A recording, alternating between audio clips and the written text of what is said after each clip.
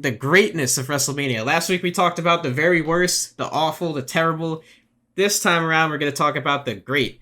I don't even know where to start, so I'll just ask you a random question. Give me your top 3 WrestleManias of all time, right now, off the top of your head. Your favorite, personal favorite.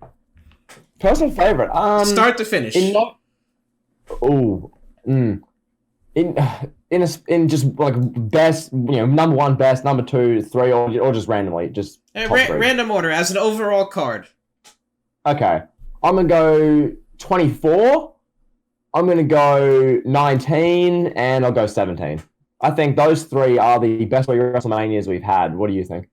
Yeah, my list is the exact same. I would, if I had to be different, just to like I'll throw out like 3 honorable mentions from my list. I would probably say 21. Throw that out there. I don't even know. Like I really love 22 a lot and 23. So those are probably like, that was like my childhood right there, man. That was when I was watching wrestling. I was like just super into wrestling. I still thought it was real. I was really young and. Actually, this is a better question to ask. Instead of just what are the best WrestleManias, WrestleMania 17 is the GOAT. That's what your run-of-the-mill standard podcast does, Kevin. We are elite heat. We are the only wrestling show you need on Mondays. Talk about your personal favorite WrestleManias. Stuff, just, what everyone, 17, 19, we know they're amazing. We know. Talk about your favorites. 22, 23, talk to us about the greatness of WrestleMania 22, Kevin. Walk me through how that show made you feel. Well, jeez. WrestleMania 22 scared the ever-living hell out of me. When Crazy Man Edge put Mick Foley through a table, a table that was on fire, I was like, what am I watching right now? It was nuts. Then you had the Money in the Bank match, RVD winning. That was just a crazy ladder match. I love Shawn Michaels versus Vince McMahon. I think that's one of the most underrated WrestleMania matches. It's literally just Vince getting beat up for 18 minutes straight by Shawn Michaels. It's really, like, if you hate Vince McMahon, like, genuinely, if you're one of those people that's just like, I can't stand Vince, it's a really good match to go back and watch. And then you had Rey Mysterio win the world title. That was a big moment for me as a kid. Eddie had just passed. Rey Mysterio was, like, my favorite wrestler at the time. Really good match. You had Kurt Angle in there. It was a short match, was what it was. But then you had John Cena and Triple H. Like, that's, like, the Attitude Era versus the Ruthless Aggression Era. Well, what more can I even say? That match gets hated on a lot because people don't like either guy in hindsight. Like, but that's one of the best WrestleMania main events to ever take place, in my opinion. And then, of course, you had Tori Wilson and Candice Michelle in a Playboy pillow fight match. Well, that's getting censored off Peacock, pal. You can guarantee that. Yeah, exactly. But Tori Wilson, Candice Michelle, I had big crushes on them. I love them both. Like, who didn't, bro? Who didn't? If you were my age and you were like 10 years old watching this, you love Candice Michelle and Tori Wilson. There's just no way around it. Damn it, you can't love them. That's sexist, Kevin. That's misogyny. Damn it. Yeah, exactly. But we could have Cardi B and Megan Thee Stallion doing their WAP video, whatever they did in that. Yeah. Awful. 22 was dope. Like, across the board, it was a fun WrestleMania. I think that's one of the things of WrestleMania, like, just fond, positive memories. Because, like, the thing with WrestleMania, most of the time, this is the year of wrestling, WWE-wise, wound up into one big extravaganza. So, ideally, if you've been watching wrestling for, like, the past year, WrestleMania is what you remember that, year for, near enough.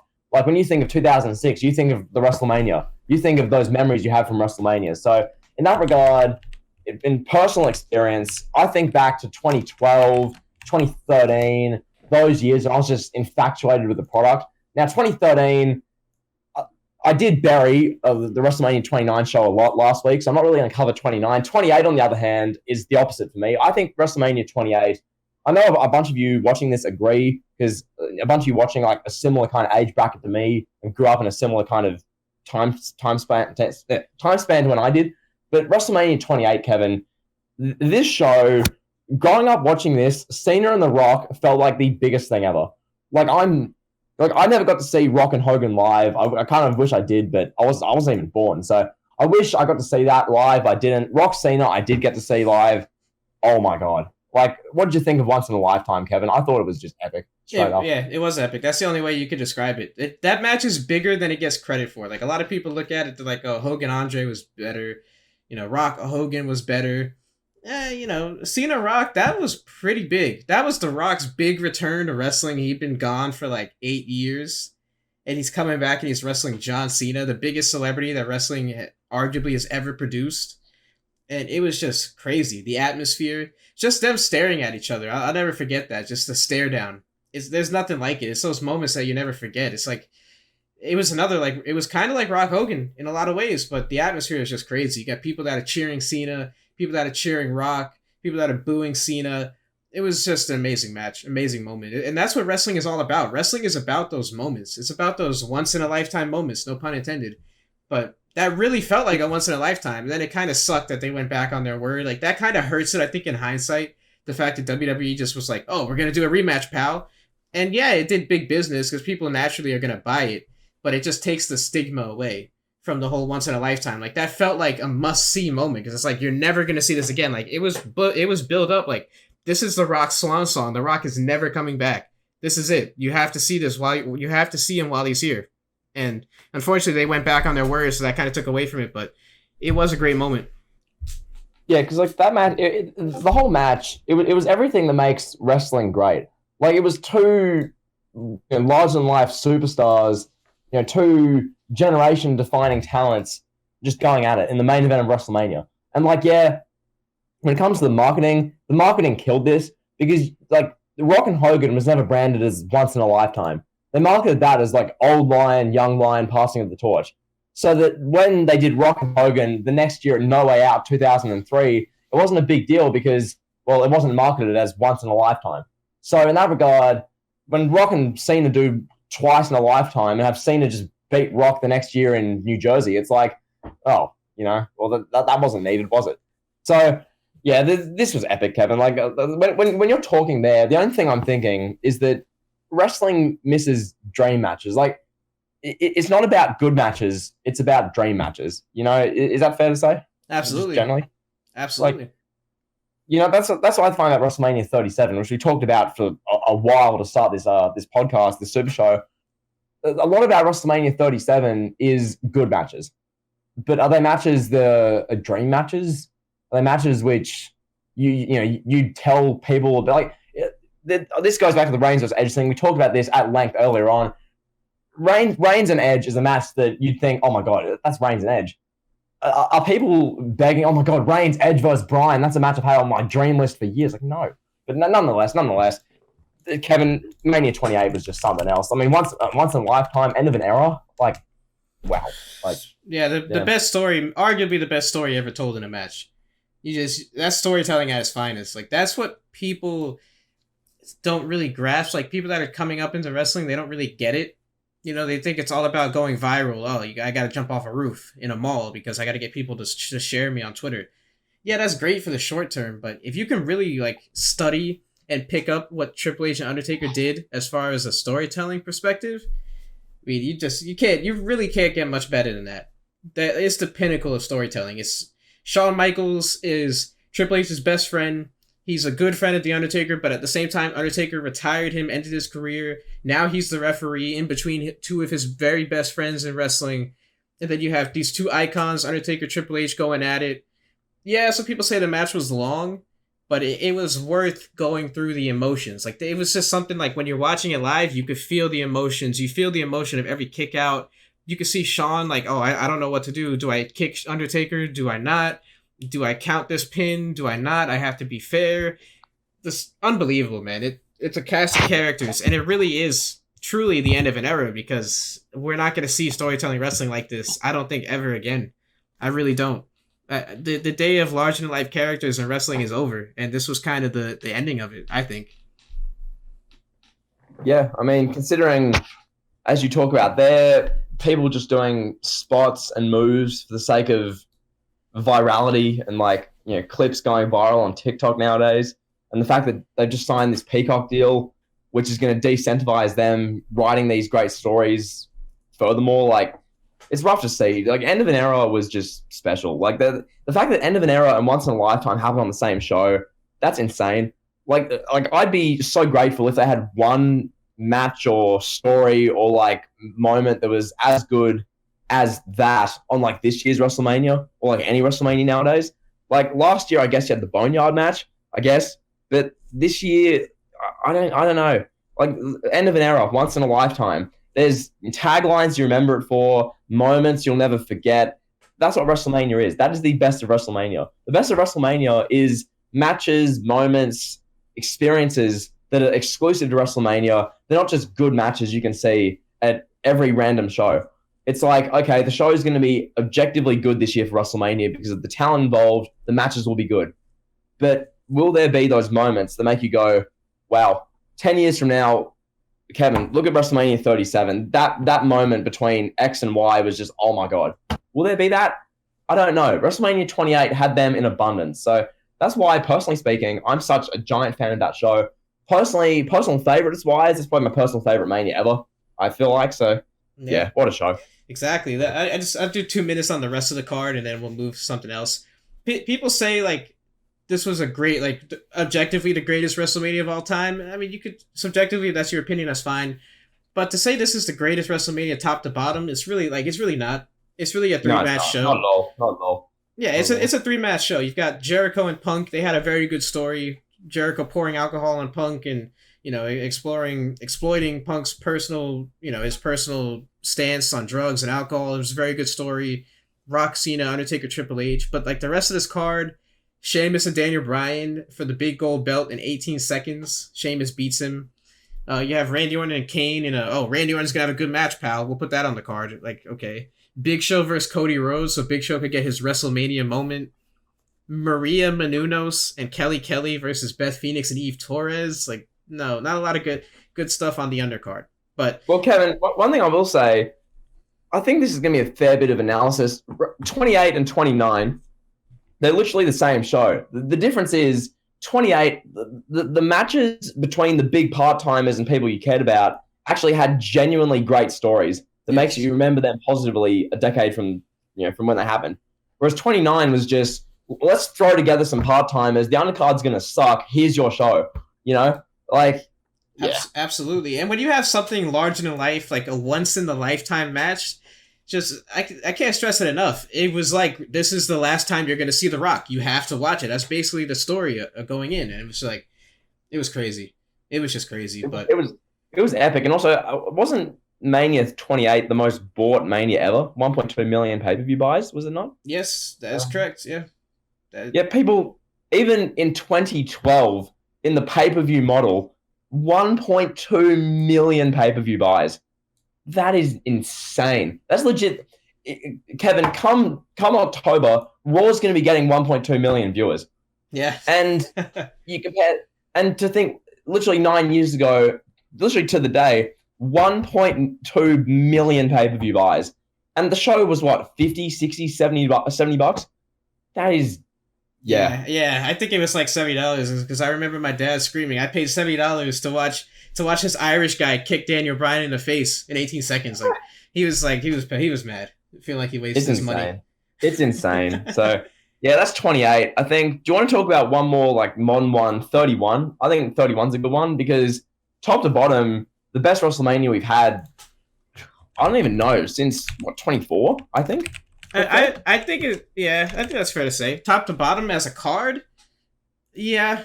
You could argue WrestleMania 30. They go pretty hand in hand. 30 and 31 were both really good shows, top to bottom. Well, that's the thing with 30. I want to talk about 30 in depth here.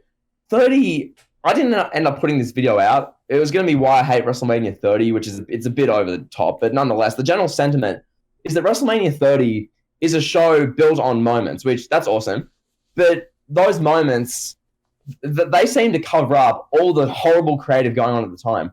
Like, beginning of 2014, the talent WWE had available for this show was through the roof. Like, the amount of talent they had for WrestleMania 30 was god tier. But the creative was so bad. It was Undertaker and Brock were having a match because Taker stabbed Brock with a pen. We had, like, what else do we have? Cena should have been facing the Undertaker. Wyatt should have been facing the Shield for the first time. Instead, the Shield were fighting the New Age Outlaws and Kane. Like, why? I don't know. That's just my thoughts. What do you think of 31, Kevin? What do you think? Yeah, we'll go on 30 in a minute. But 31, I think overall, top to bottom, yeah, it's a really good card. I mean, the ladder match started out hot. Unbelievable. And then Orton and Rollins, really good match. Everybody knows the famous RKO. Those two genuinely had a really good match, good chemistry. Triple H versus Sting, whether you like the finish or you don't, it was literally Vince McMahon punishing Sting because he cashed checks from Eric Bischoff's signature on him 20 years ago. So it was still a good match. Even like the women's match, AJ Lee and Paige versus the Bella Twins was good. You had Cena and Rusev. Rusev with one of the most iconic entrances in WrestleMania history. And then the main event, Brock versus Roman with Rollins cashing in. I'm not even going to talk about Undertaker and Bray Wyatt, but that moment of Rollins cashing in, just like, bro, of the modern era, the last, 6 years? It's been 6 years since WrestleMania 31. That's the biggest WrestleMania moment that there's been in those past 6 years, and I don't know if anything is going to come close to topping that. I really don't. Yeah, I mean, Mania 31, like, it's one of those shows, it's like, start to finish, it's like a 4-hour show. Yes, Cena and Rusev was like, I don't know. Bray Wyatt and Undertaker was, not the best. The AJ Lee and, was it AJ and Paige versus the Bellas, I think? Like, that match was fine. And then, yeah, Sting and Triple H, incredible nostalgia in that match. The wrong guy won. That wasn't the match I should have done. It's like, in hindsight, a lot of things could have and probably should have been different with Mania's booking-wise. Like, yeah, should they have done Sting and Taker this show? Well, yeah. But I guess Triple H had to beat Sting because, damn it, pal. Had to prepare Triple H WrestleMania 32 versus The Rock, pal. So, yeah. Yeah, he cashed checks from Eric Bischoff. Damn it, I hate him. Damn it, pal. So, yeah, Mania 31 was just an excellent show. It had moments you remember, consistently good across the whole show. Like, Mania 31, outside of the main event, there isn't, like, some godly match. But, like, all the matches are pretty good to really good, so... It's a watchable show. It's a very watchable show. It's a show that I could look back 6 years later, and I could put WrestleMania 31 on and not be bored. Because there's really nothing that's terrible. Yes. Like, there's not there's not like a 2-minute women's match that's just like, oh, we got to get 8 women on the card. There's nothing like that on this show. There's not like Kane versus Randy Orton in a 10-minute bore fest. Like, there's nothing there that I'm just like, I don't want to watch this. I could watch the whole show. Like, yeah, Undertaker Bray Wyatt is probably the weakest match on the card, I would say. It was just like the Undertaker lost his streak, and then he came back, and we're supposed to believe that Bray Wyatt is the new face of fear, whatever Michael Cole called. He's the new face of fear, John. Like, what? I don't know. Whatever. I'm not trying to bury it too much, but the main event, Brock Lesnar versus Roman Reigns, that is what I like in a WrestleMania main event. Yeah, that's what I like. 2 big, believable, bruising, tough guys beating each other up.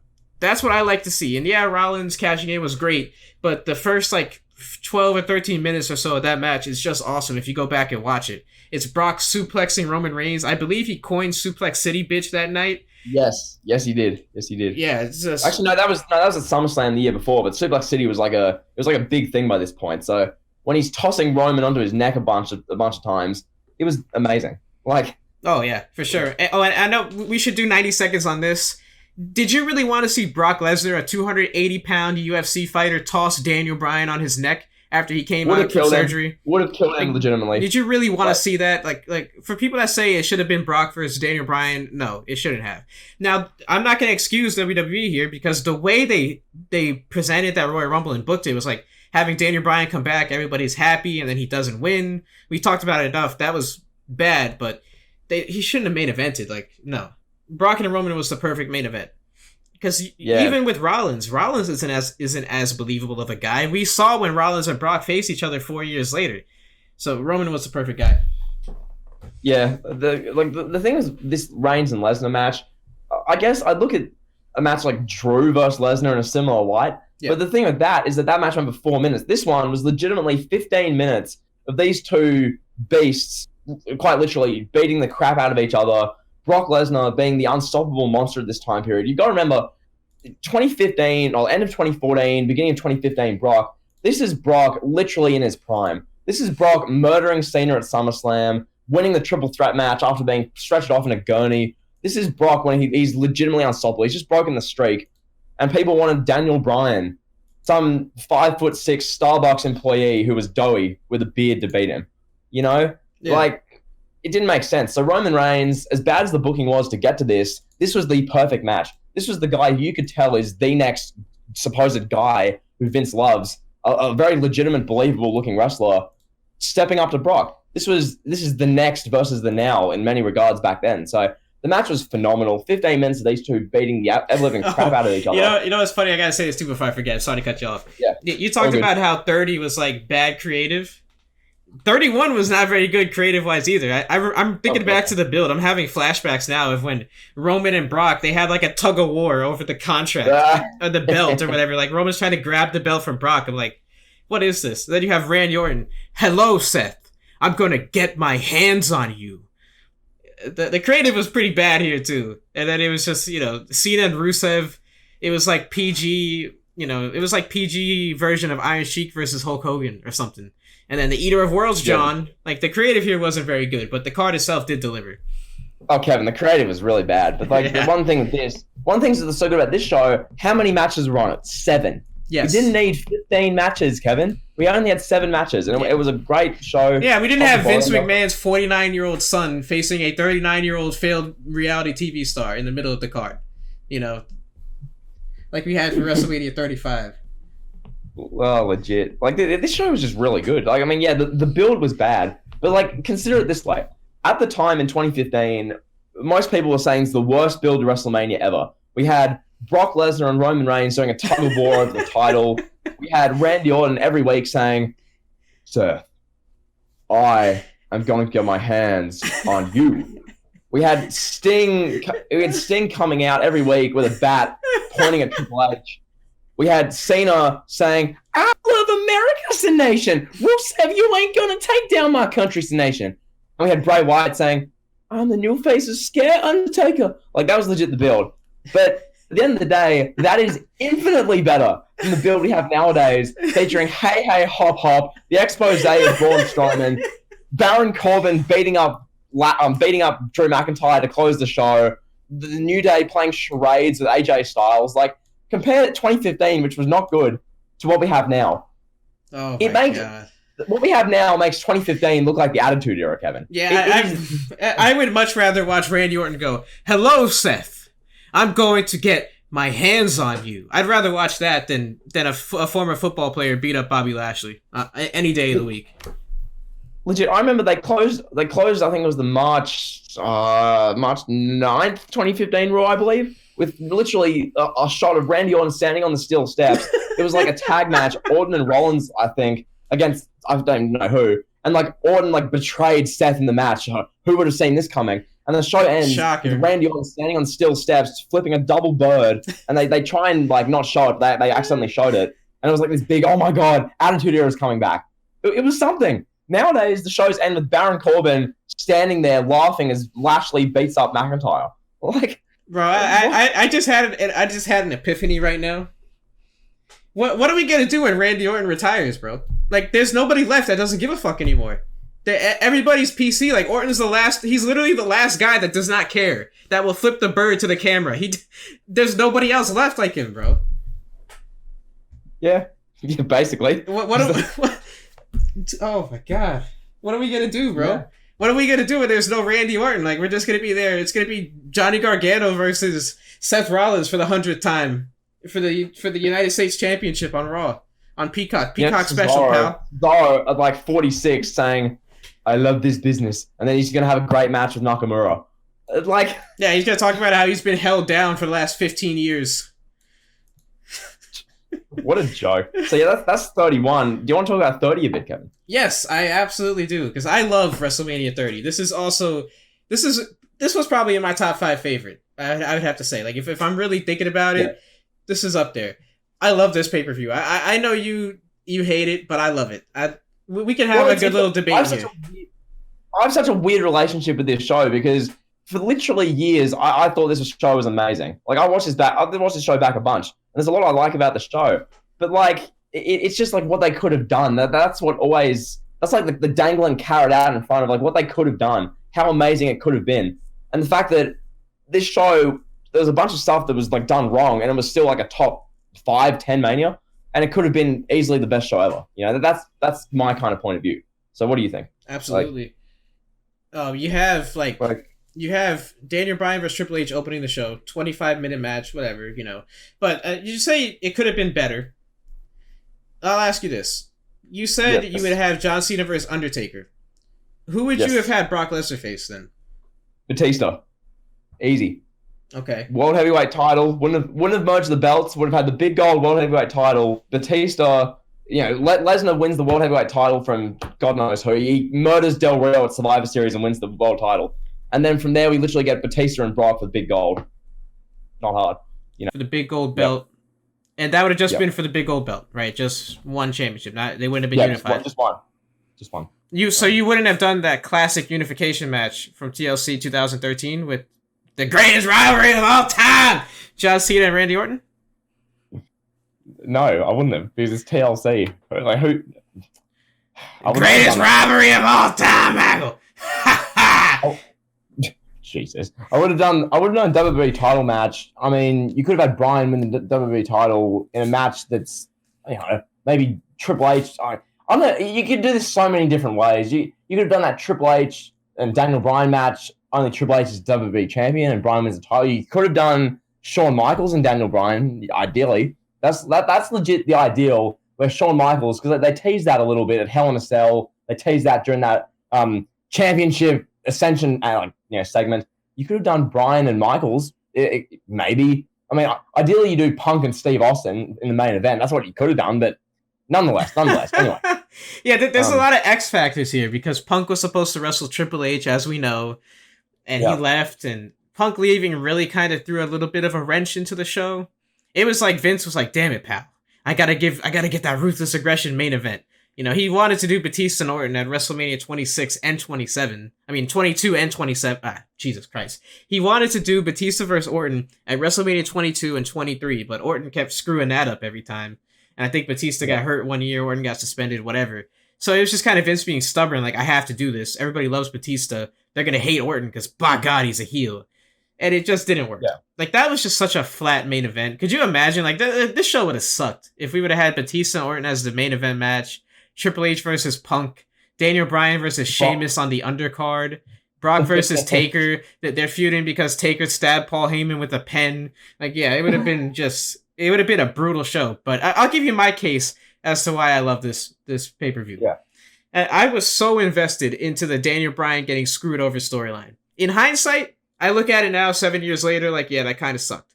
But at the time, I was really invested in it. At the time, it was great. At the time, it was genuinely really good. Like, straight up. Like, yeah, it was really good. Must-watch TV. It's the most must-see Raw has been ever since. I don't even think that's arguable. Daniel Bryan and the Yes Movement and versus the Authority, that was such a good feud. But you had like this case where, looking back at it, Daniel Bryan won the title like 3 times before WrestleMania. So that kind of watered it down a little bit because he won the belts at Hell in a Cell or whatever, Night of Champions, whatever pay-per-view it was. And then Triple H was like, sorry, pal. Give me the belt back on Monday. You didn't earn it or whatever. And it was just the culmination of the story. It was like, is WWE going to push Daniel Bryan? Are they going to give him the big moment? Is Triple H going to beat him? That was the whole dynamic. Because I went into it genuinely thinking that Triple H was going to beat Daniel Bryan. Like, that's really what I thought. Like, Triple H was going to beat Daniel Bryan, and he was going to have the Evolution triple threat match. And triple threat main event, yeah. That's really what I thought. I was like, no, there's no way Daniel Bryan is going to face Batista and Randy Orton. Like, looking back, it was pretty obvious. Like, yeah, Daniel Bryan is going to win the belt.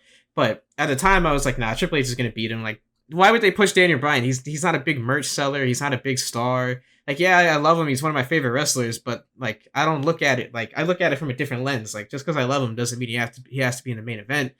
And I was just super invested. It was really that storyline, really, that made this Mania watchable. And then the whole thing with John Cena and Bray Wyatt. That story was awesome, too, I thought. Bray Wyatt... sorry, really quickly interrupt, but, like, we are doing the best of WrestleMania. I want to say WrestleMania 30, 2 of the best video packages in wrestling history. Cena and Wyatt legacy, insane. That's phenomenal. And then Daniel Bryan's Monster one. Oh my God. Like, that was insanely good. It's like, they were amazing. Bryan and Triple H in the opening match, damn good. Like, fantastic WrestleMania match. The opening segment I really liked. So that was good. Cesaro winning the Battle Royal, literally lifting up Big Show, walking across the ring with him and throwing him out. That was insane. Cena and Wyatt, I genuinely liked. I thought that the streak breaking was nuts. And then the main event was, I'm not the biggest fan of in hindsight, but generally a lot of good in this show. So yeah, back to the point you were saying, Kevin. Yeah, the story is so good from Cena and Wyatt. It was such a good story. It was kind of like the Embrace the Hate story with Cena and Kane, but Bray Wyatt's just, so much better. Let's just be honest. Bray Wyatt's just he was on fire. This was the peak of Bray Wyatt until The Fiend hit. Like, it was just crazy, bro. It was, the whole world in his hands. Yeah, it's too true. Legit, compare Embrace the Hate Kane to Bray Wyatt in 2014. Embrace the Hate Kane was threatening Eve Torres and pushing Zack Ryder, who was already in a neck brace and a wheelchair, pushing him off scaffolding. That was legit Embrace the Hate. And Cena was in the ring doing his conflicted face. And then meanwhile, you had Bray Wyatt, who was literally at the top, at his apex as the cult leader persona.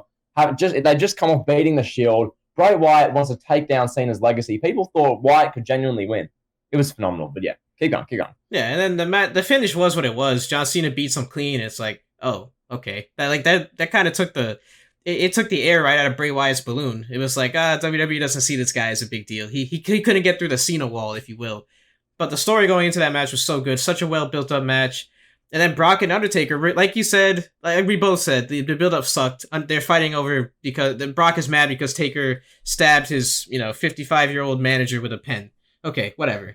Undertaker's a 50-year-old man himself, 50-year-old dead guy versus a former UFC fighter. If we're really talking about what this was, there was nothing there. It was just, we're gonna have Undertaker's big streak match.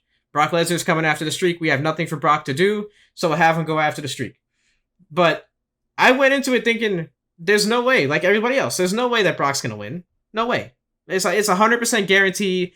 If I was a betting man, I would put all my money on the Undertaker, and I would have lost all my money because it was just such a shocking moment. The streak losing, you couple the streak being defeated, one of the most shocking, if not the most shocking moment in wrestling history. You couple that with Daniel Bryan and the Yes Movement culmination, Daniel Bryan winning the belts from Batista and Orton. You could clown it and say, yeah, Daniel Bryan beat guys bigger than him. Whatever. It's wrestling. It is what it is. It's a show. It's all about the entertainment. Daniel Bryan holding the belt, celebrating with his family. Really just a great show, top to bottom, I thought. The Shield squashing Kane and the New Age Outlaws was kind of unnecessary, but everything else was really good. It was short. It's watchable. It's not like WrestleMania 35, where it's just this 8-hour bore fest with 2 good matches. This was 7 solid matches, straight to the point, top to bottom. I could rewatch it any day of the week. But Kevin, we didn't talk about the Vicky Guerrero Divas Invitational. Kevin. Oh God! Come on, no. The Mania 30s. It's objectively a pretty damn good show.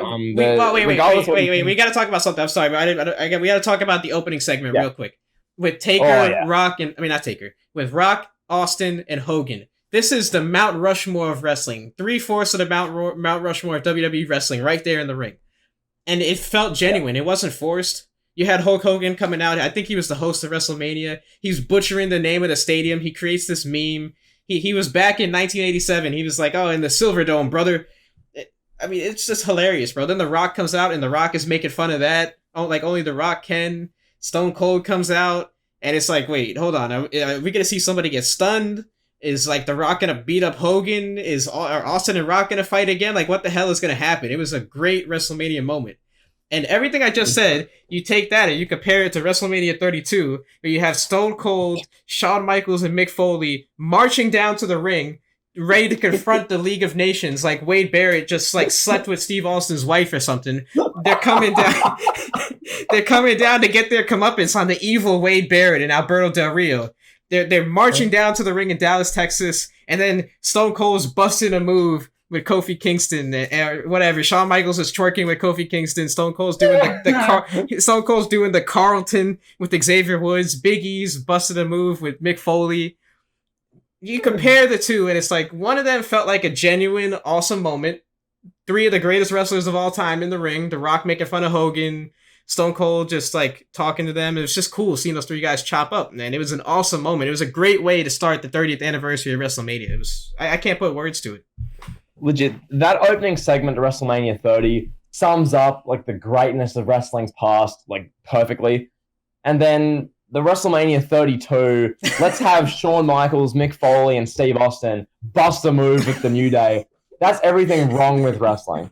I think that's a fair way to put it. So with that being said, we can now forever forget about Steve Austin doing the busting the move with Xavier Woods and Mick Foley shimmying with Big E. We can forget about that forever. Now we can move on to another good WrestleMania, another best of WrestleMania. Let's talk about WrestleMania 24, Kevin. I think 24 is a good one to go to. This show was just yes, sir, wow. pal. Give us your thoughts, pal. But before I do that, I'm gonna give you 60 seconds on WrestleMania 33 because it was like the WrestleMania in the 30s have been mostly bad. We talked about this last week. 30, 31 were really good. 33 was just average. Like, it was an average WrestleMania. Kevin, why is that? Why is that? Why haven't the Manias in the past 6-ish years been good? Is there a reason? Oh, we already talked about that. I don't even have to go there. You already know. If you want to hear our thoughts, listen to last week's episode. So, WrestleMania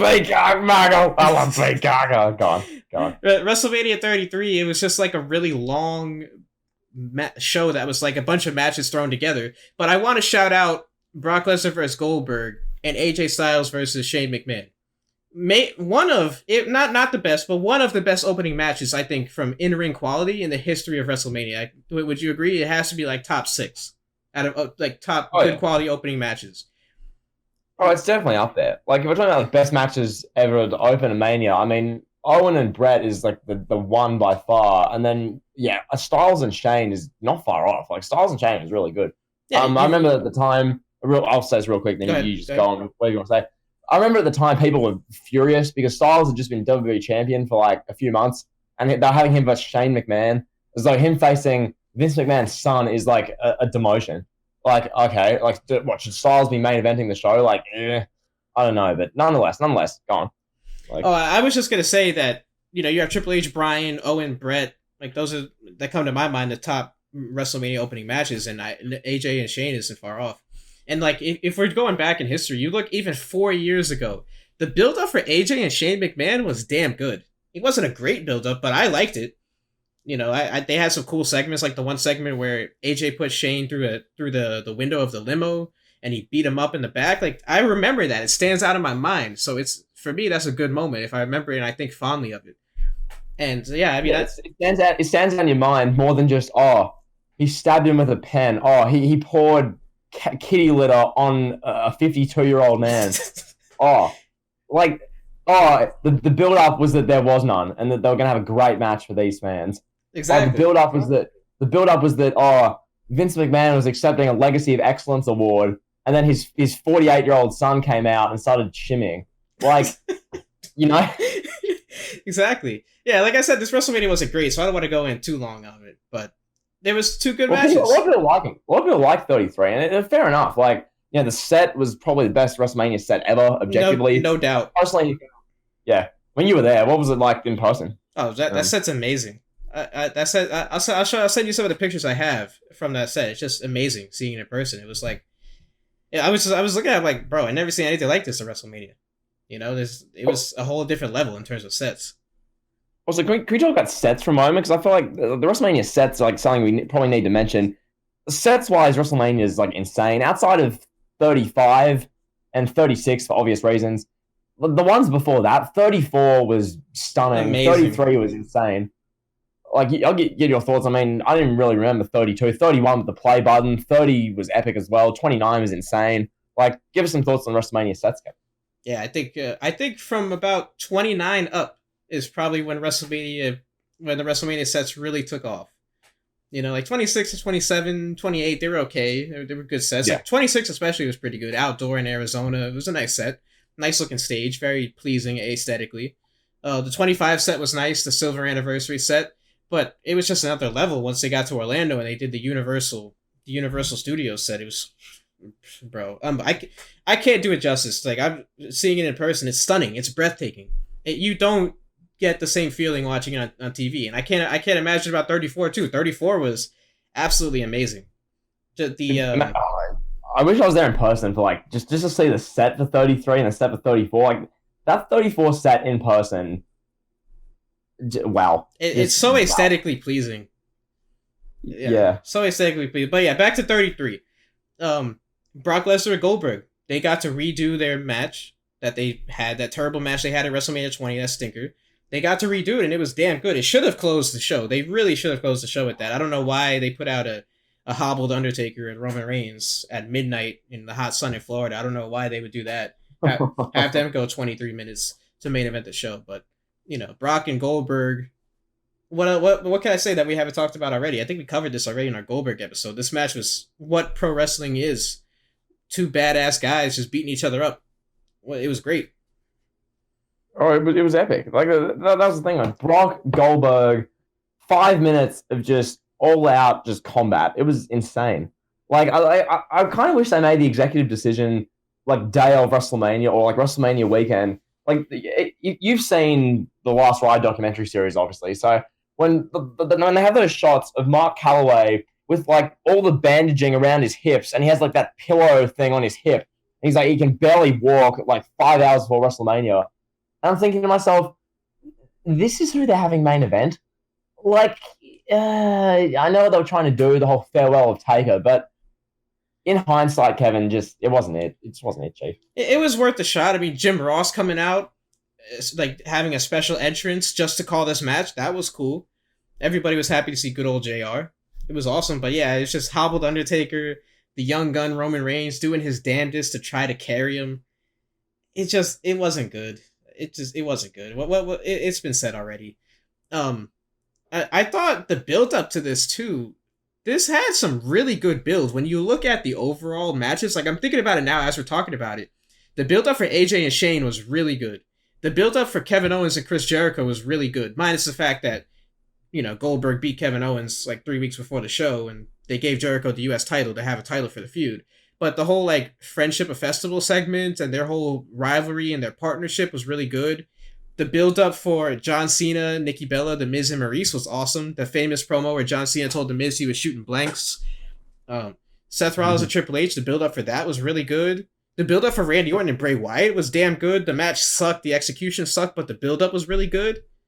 Like, wouldn't you say that this was like going in? They had some really good stories. We talked about 31 having bad creative. There was nothing but good creative going into 33. Yeah, because this is a time period where SmackDown for the past 7 months has been like overall like a really good product. So there's a good lead in with SmackDown. Raw, people, Jericho and Owens was like good. I mean, the rest of Raw was Seth Rollins calling himself the Kingslayer or whatever, and that was legit it. So I don't know, like it's all around. It was built up well, like objectively. As far as modern era WrestleManias, it was probably the best build up WrestleMania in probably since 28. 28, like, yeah, easy. Because like a lot of them, build wise, yuck. But nonetheless, I mean, Bill was really good. You mentioned Jim Ross on commentary there. I want to mention this because we're talking about the best of WrestleMania. I tweeted this the other day, but WrestleMania, it doesn't feel the same that Jim Ross. Like his voice is so iconic and synonymous with WrestleMania.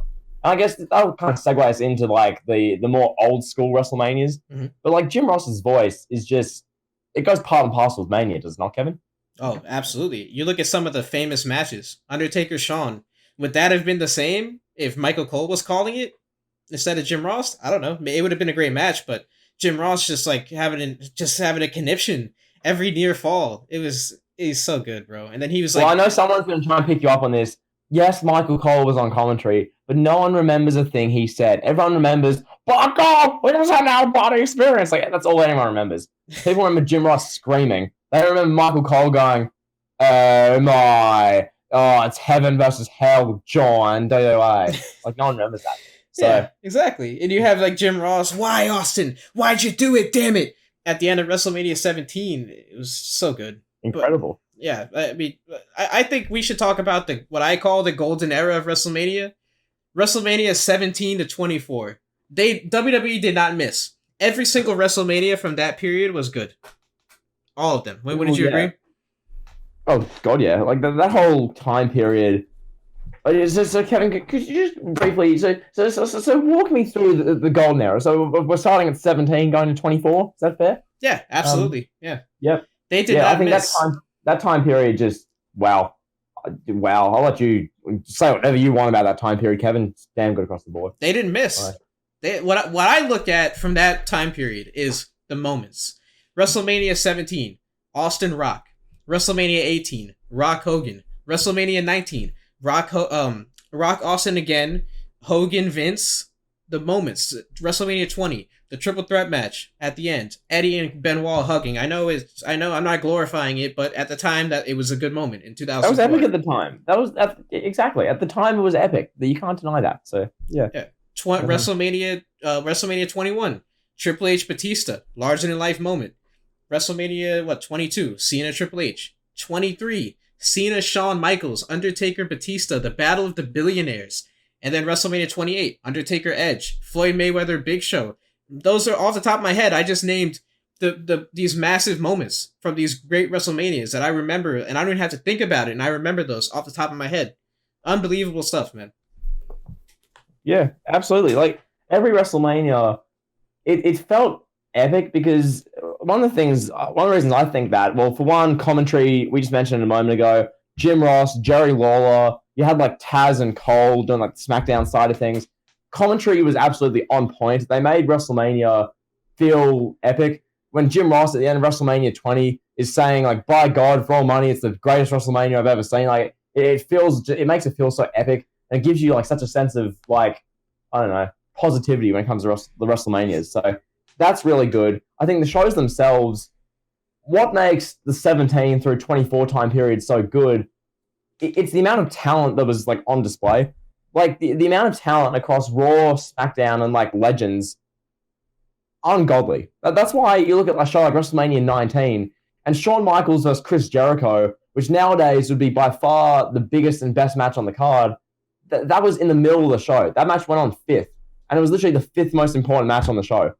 And it was a 5-star classic with great storyline that had 2 big superstars involved. Like that's how insane the talent was. And as a result, you get these massive stacked WrestleManias that everyone remembers fondly. Whereas nowadays, it's like, oh, well, WrestleMania is good, but that's because, well, the in-ring stuff's good, but we don't really remember any of the big names involved, and no one's really going to remember anything about this show 5 years from now. It's like that's absolutely well put. I can't even say it better than that. You hit the nail on the head, and I'm going to expand, and I'm going to talk about WrestleMania 17 as a whole. Like you said, the talent, the influx of talent is amazing.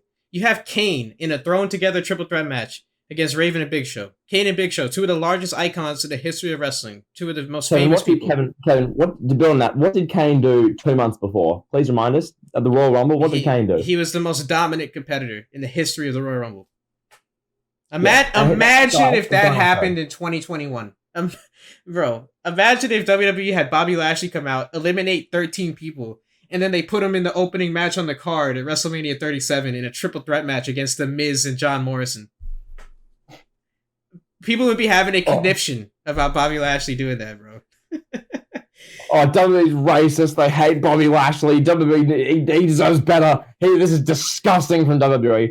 But in 2001, they had so much talent that Big Show and Kane, you could get away with that easily. They could easily, literally, it was the hardcore title. Imagine if Bobby Lashley eliminated 12 people in the Rumble, then at WrestleMania, who's wrestling R-Truth and Body Omos for the 24/7. Imagine that. And that's what they did in 2001 because the personnel was that great and because the show was that stacked. You could get away with that. And like, real quick, before I get back to you for your thoughts, people say AEW Dynamite nowadays is stacked because John Silver's wrestling Shawn Spears. If that's stacked, what is WrestleMania 17? What is that? Kane was the most dominant wrestler ever 2 months prior to the Rumble, and he was in the 3rd match of the night, a random hardcore title match against Raven and the Big Show. Just a throwaway random 3rd match of the night. If that is stacked, when we have John Silver versus Alex Reynolds, or I don't know, John Silver, Alex Reynolds versus Cody and Cesar Bonini on Dynamite. Oh, man. Like, that isn't stacked. You don't know what the word means. Anyway, all right, let me stop you, bro. Okay, so let me stop you there before you're going to get us canceled. All the AEW fans are going to throw dislikes at us. John Silver versus Shawn Spears is not whatever.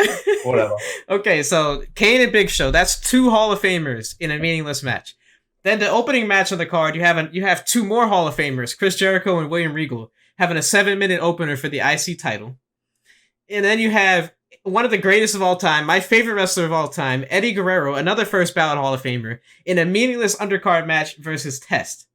If that isn't enough, if that's not a testament to the talent, then we have Kurt Angle and Chris Benoit having a regular old match just because Kurt Angle was mad that Benoit made him tap when the ref wasn't looking.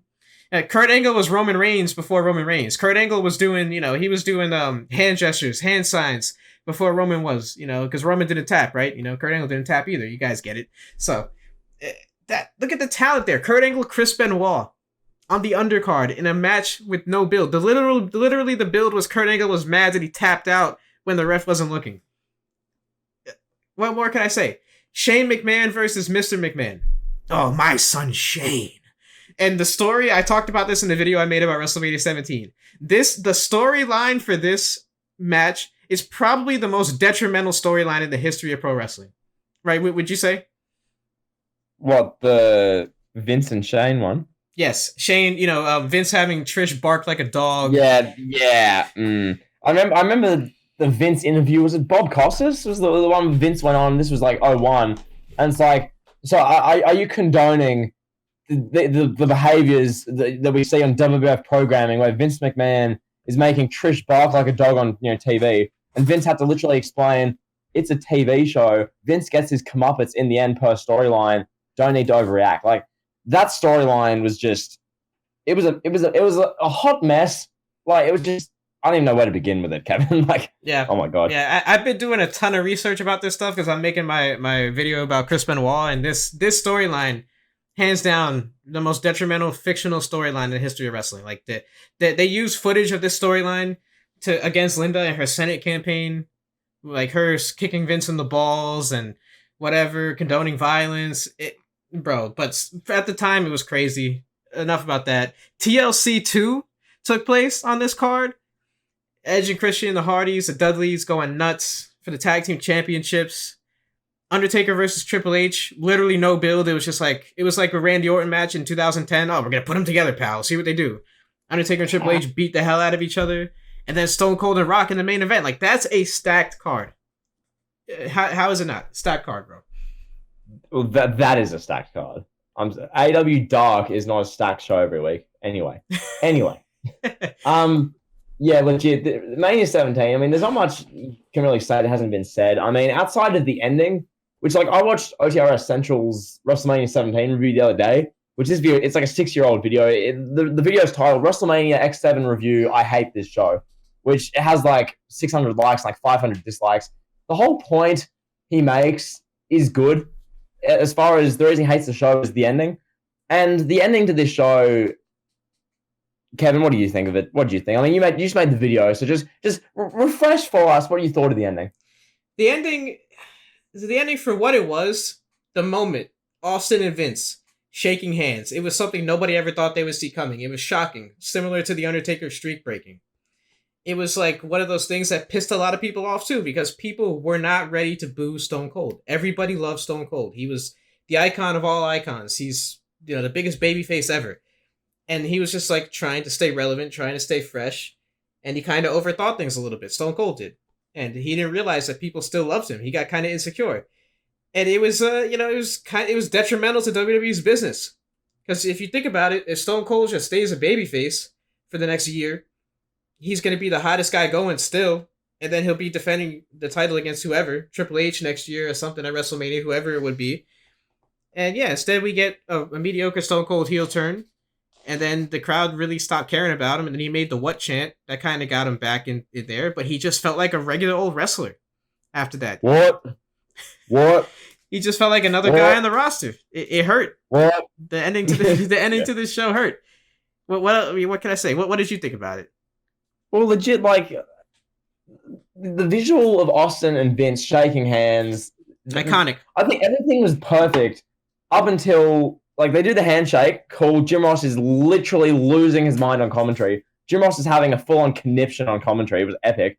You've got literally Austin and McMahon, the two guys who their rivalry fueled the Attitude Era, fueled Raw, beating Nitro in ratings, fueled the death of WCW because Bischoff had nothing to counter-program that. Those two, you have the biggest anti-hero ever shaking hands with his evil, dastardly boss who everyone's supposed to hate. Okay, cool moment. What they should have done then is have Austin kick Vince in the balls, stun him, and then that's how you end the show. If they ended it like that, this is like, I mean, even more objective than it already is, the greatest wrestling event of just ever.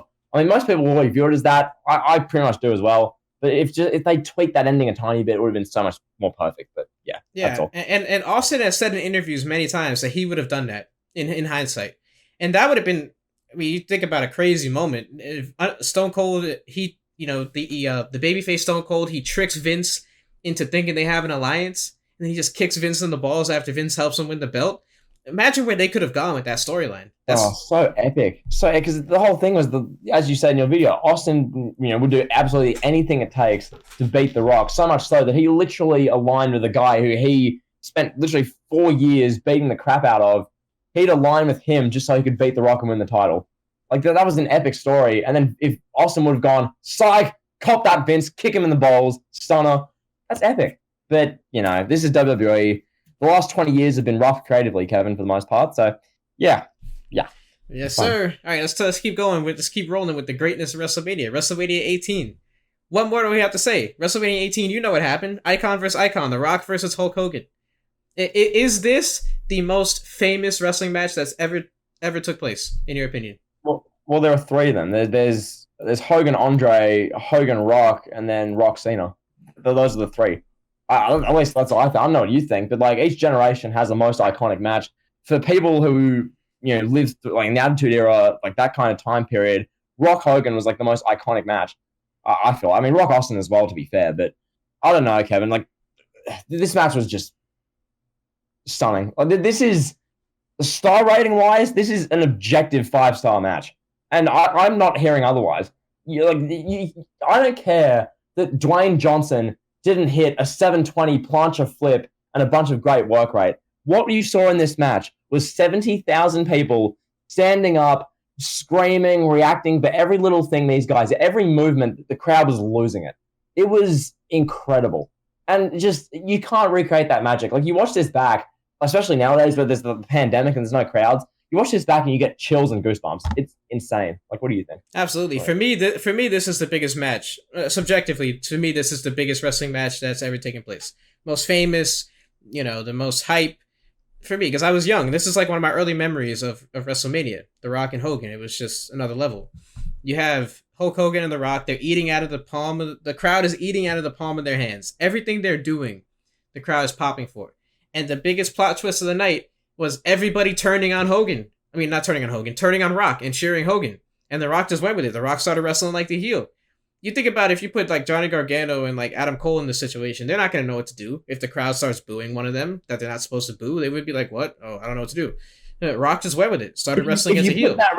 If you put Matt Riddle in that situation, he'd go, what, bro? And he'd just walk out and leave. Like, jeez. Yeah. The Rock versus... It was in character, Kevin. Yeah, sure. Anyway, go on. The Rock versus Hogan. Yes, people will say we could have gotten Stone Cold versus Hogan. We should have gotten Stone Cold versus Hogan, but it didn't happen. It is what it is. Whatever. Rock versus Hogan, the biggest icons in the history of wrestling, arguably. You can make that statement that they're the two biggest, going one-on-one. And like you said, they didn't have to do work rate.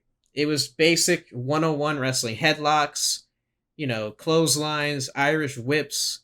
It was nothing too sophisticated. And it worked. For what it was, it worked. And they got the crowd, 70,000 people in Toronto. And it was just a moment that, like you said, you get goosebumps. It's a moment in time. You turn the sound off and you watch the match. Maybe the match sucks. But it's one of those where the crowd reaction just makes it. And that's what wrestling is supposed to be. Wrestling's about making money, drawing a crowd, getting people invested. And there's no match that's ever had people invested the way that this one did. Like if you watch this match muted, the same with Hogan Andre, same with these type like Hogan Warrior. If you watch the match on mute, the match it sucks. But that's not what wrestling's about. Wrestling was always a circus act to try and get the crowd engaged. Wrestling was like theater, try and get the crowd involved. And this match, it was everything wrestling like should be and needs to be about. One thing I'll say now, considering how incredible Hogan Rock was at WrestleMania 18, could Austin and Hogan have done any better? Like, I don't really think they could have. Like, The Rock's whole thing is that he's the most electrifying man. He's the people's champion. He has the crowd in the palm of their hand. I think Rock was perfect for this match. I don't think Austin could have done a better job. Like, yes, Austin in wrestling was a bigger star. So, in that sense, it would have been good. But Rock and Hogan was the perfect dynamic. It's similar to Ric Flair and Randy Savage from WrestleMania like 8. You know, like yes, you could have done Hogan versus Flair because they were bigger stars. Like Hogan's a bigger star than Savage, but Savage and Flair was just an epic dynamic. So, what do you think of that? Well, I'll counter your argument, and I'll say this: Stone Cold would have gave it a different dynamic in the sense where the crowd, they wouldn't have turned on Stone Cold the way they turned on The Rock. Stone Cold was their True. guy. It would have been, who are they going to cheer now? Because this is D2 top faces in the history of wrestling at the time. There was no bigger than Austin Hogan. Who's the crowd going to cheer? It would have been interesting to see what would have happened. Would they have booed Hogan out the building? Would they have booed Stone Cold? I don't know. Would they have been divided? Would it have been half Austin, half Hogan? That dynamic there would have been great. And I think you have Austin flipping Hogan the Bird. That's a moment right there. That's a WrestleMania moment in history that we didn't get. You know, the Stone Cold Stunner, the leg drop, just playing all the hits, doing all the sports entertainment things. It would have been really good. Yeah, the match probably would have sucked too, but you know, it is what it is. But I Yeah, think it would have been a different dynamic because I mean, it would have been similar but different. You know, like at the same time, the crowd 70,000 in the Sky Dome would have been erupting, obviously. But I don't even know if Austin was in that. I don't. It's weird to think about. It's revisionist history, revisionist thinking. It's fun to think about. I'd rather think about Hogan versus Rock or Hogan versus Austin as opposed to Baron Corbin interrupting the main event or Shane McMahon, Vince's 51-year-old son pouring slime on a 39-year-old bodybuilder. Like, you know, Bodylifter, I love it, pal. yeah, bodybuilder pal. And then you look at the rest of WrestleMania 18. It was a good show, top to bottom too. RVD versus William Regal. You know, some of the matches here. Undertaker versus Ric Flair, good match. Kurt Angle versus Kane was good. Triple H and Jericho was pretty good in the main event. They were dead to the water, having to follow The Rock and Hulk Hogan. It just wasn't fair having to follow that. But if they would have gone on before Rock and Hogan, they would have had a really good match too. But it is what it is, you know. And the card, it's not the best. It's not WrestleMania 17. It's not 19. It's not 22 top to bottom. But it is still a really good card that has some good highlights on it. Yeah, I mean, it draws the short end of the straw because it fell between 17 and 19. Like, yeah, I don't know. Anything else from WrestleMania 18? I think that's really Rock Hogan's like the main thing to talk about. And we did it. So yeah, exactly. Do you want to move on to the infamous Triple H and Booker T show? Oh, jeez, that's not fair to label it that. Nah. WrestleMania 19 is my personal favorite WrestleMania of all time. I love it. I've watched this WrestleMania more than any other WrestleMania, top to bottom. I never get tired of it. Triple H, Booker T aside, I loved it. Chris Jericho and Shawn Michaels in a 22-minute classic. Hulk Hogan and Vince McMahon in a street fight. That's one of my favorite matches ever. That's like probably my top 10 or 12 favorite matches. I never get tired of that match. I don't know why I love it so much, but I do. I really can't tell you. It's so good, in my opinion.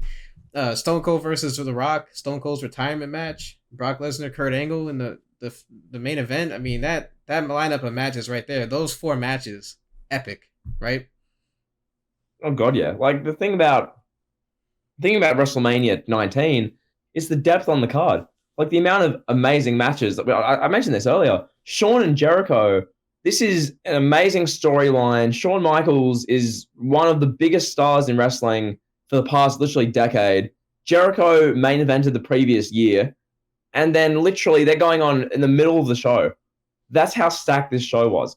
Like you had Vince McMahon and Hulk Hogan, 19 years in the making. This incredible storyline. They're bringing up the steroid trial and all this just personal stuff. Bro.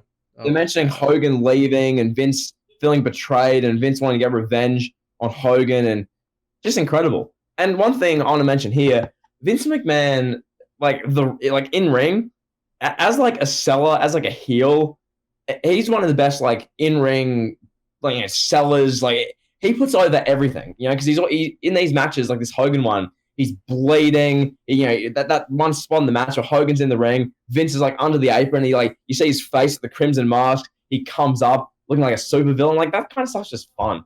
Like Vince, his matches are fun. They're not the greatest by any means, but they're just fun matches. And this straight fight was no exception. It's fair to say.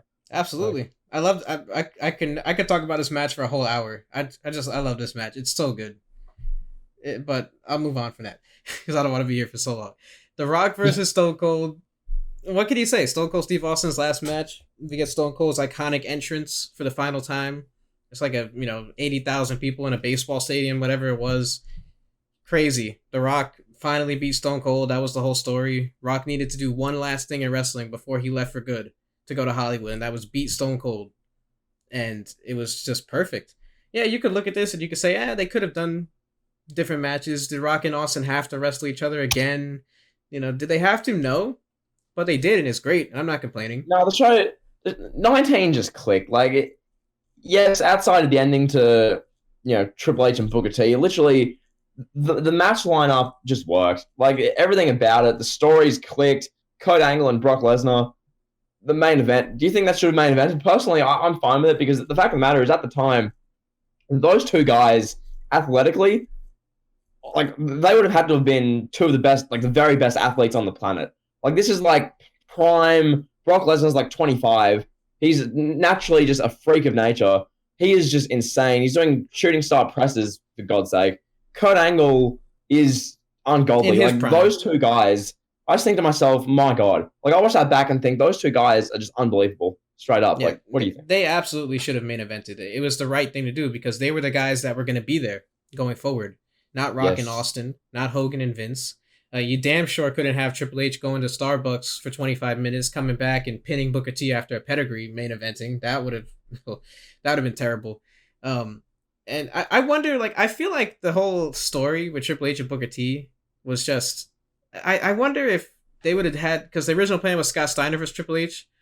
If Triple H had pedigree Scott Steiner and went to Starbucks and, went to make TikToks and hang out with Stephanie and then came back and pinned him, I don't think people would complain. Honestly, it's just this would be the goat. This would be the goat WrestleMania in people's eyes if they did that. I reckon. 19. I think as far as the show, I'll real quickly cover this one more time before we move on to WrestleMania 20. WrestleMania 19, just main event, Angle, Lesnar. Outside of Brock Lesnar nearly killing himself, outside of that, the show was damn good, just across the board, top to bottom. Whether it's your favorite WrestleMania of all time or your second favorite WrestleMania of all time, regardless, it realistically should be in your top like 3. I'd hope, I'd assume, potentially. I don't know. So awesome show. I think Angle, Lesnar, you had Booker T and Triple H, not the best. Shawn, Jericho, Rock and Austin, casually, and you had Hogan and Vince. Just that star power is insane. So with that being said, let's move on to Mania 20. Now, Kevin, I'll get your thoughts in a moment about WrestleMania 20. But one thing I just want to say real quick before you get to it, I know the ending and like the main event with Chris Benoit defeating Triple H, defeating Shawn Michaels in the triple threat match for the world title. I know that's such a controversial match and ending because of what Chris Benoit did. But that being said, Kevin, like, is that the greatest WrestleMania main event of all time? Is it like as a match? Like, forget what Benoit did. Just ignore that for the moment. Try and put that to the side. As a match, is that the best WrestleMania main event we've ever seen? All right. So if you're asking me in terms of in-ring quality, is that the best WrestleMania match or WrestleMania main event? I should say not best WrestleMania match, best WrestleMania main event. I think it's pretty fair. With all circumstances aside, we already know what happened with Benoit, whatever. Triple H, Shawn Michaels, Benoit, they put on a clinic. It's tough to argue. I think a lot of people would probably argue WrestleMania 26, Undertaker and Shawn was the best in-ring bell-to-bell match.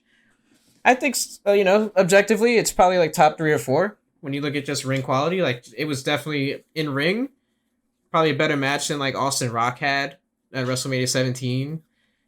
Probably a better in-ring match than like Cena and Triple H had some years later. Better than Hogan Warrior. Better than like Hogan Savage in ring. So yeah, I think that's pretty fair. But WrestleMania 20, it's so hard to talk about, bro. Honestly, like you look at this WrestleMania, and it's just so, God, it's so stained by the fact that like Benoit is just littered all over the show. The fact that Benoit closed the show, the moment with him and Eddie hugging. If Benoit was alive or if Benoit had died in a different way, if he didn't have this whole just negative stigma on his name and WWE didn't have to erase him from history, this moment would be looked at as genuinely probably a top 5 moment in wrestling history. Nothing like it. You have Benoit finally making it to the top of the mountain. Eddie Guerrero staying at the top of the mountain after beating Kurt Angle. two best friends that traveled all over the world together, celebrating in the middle of the ring. The confetti coming down. It's such a great moment.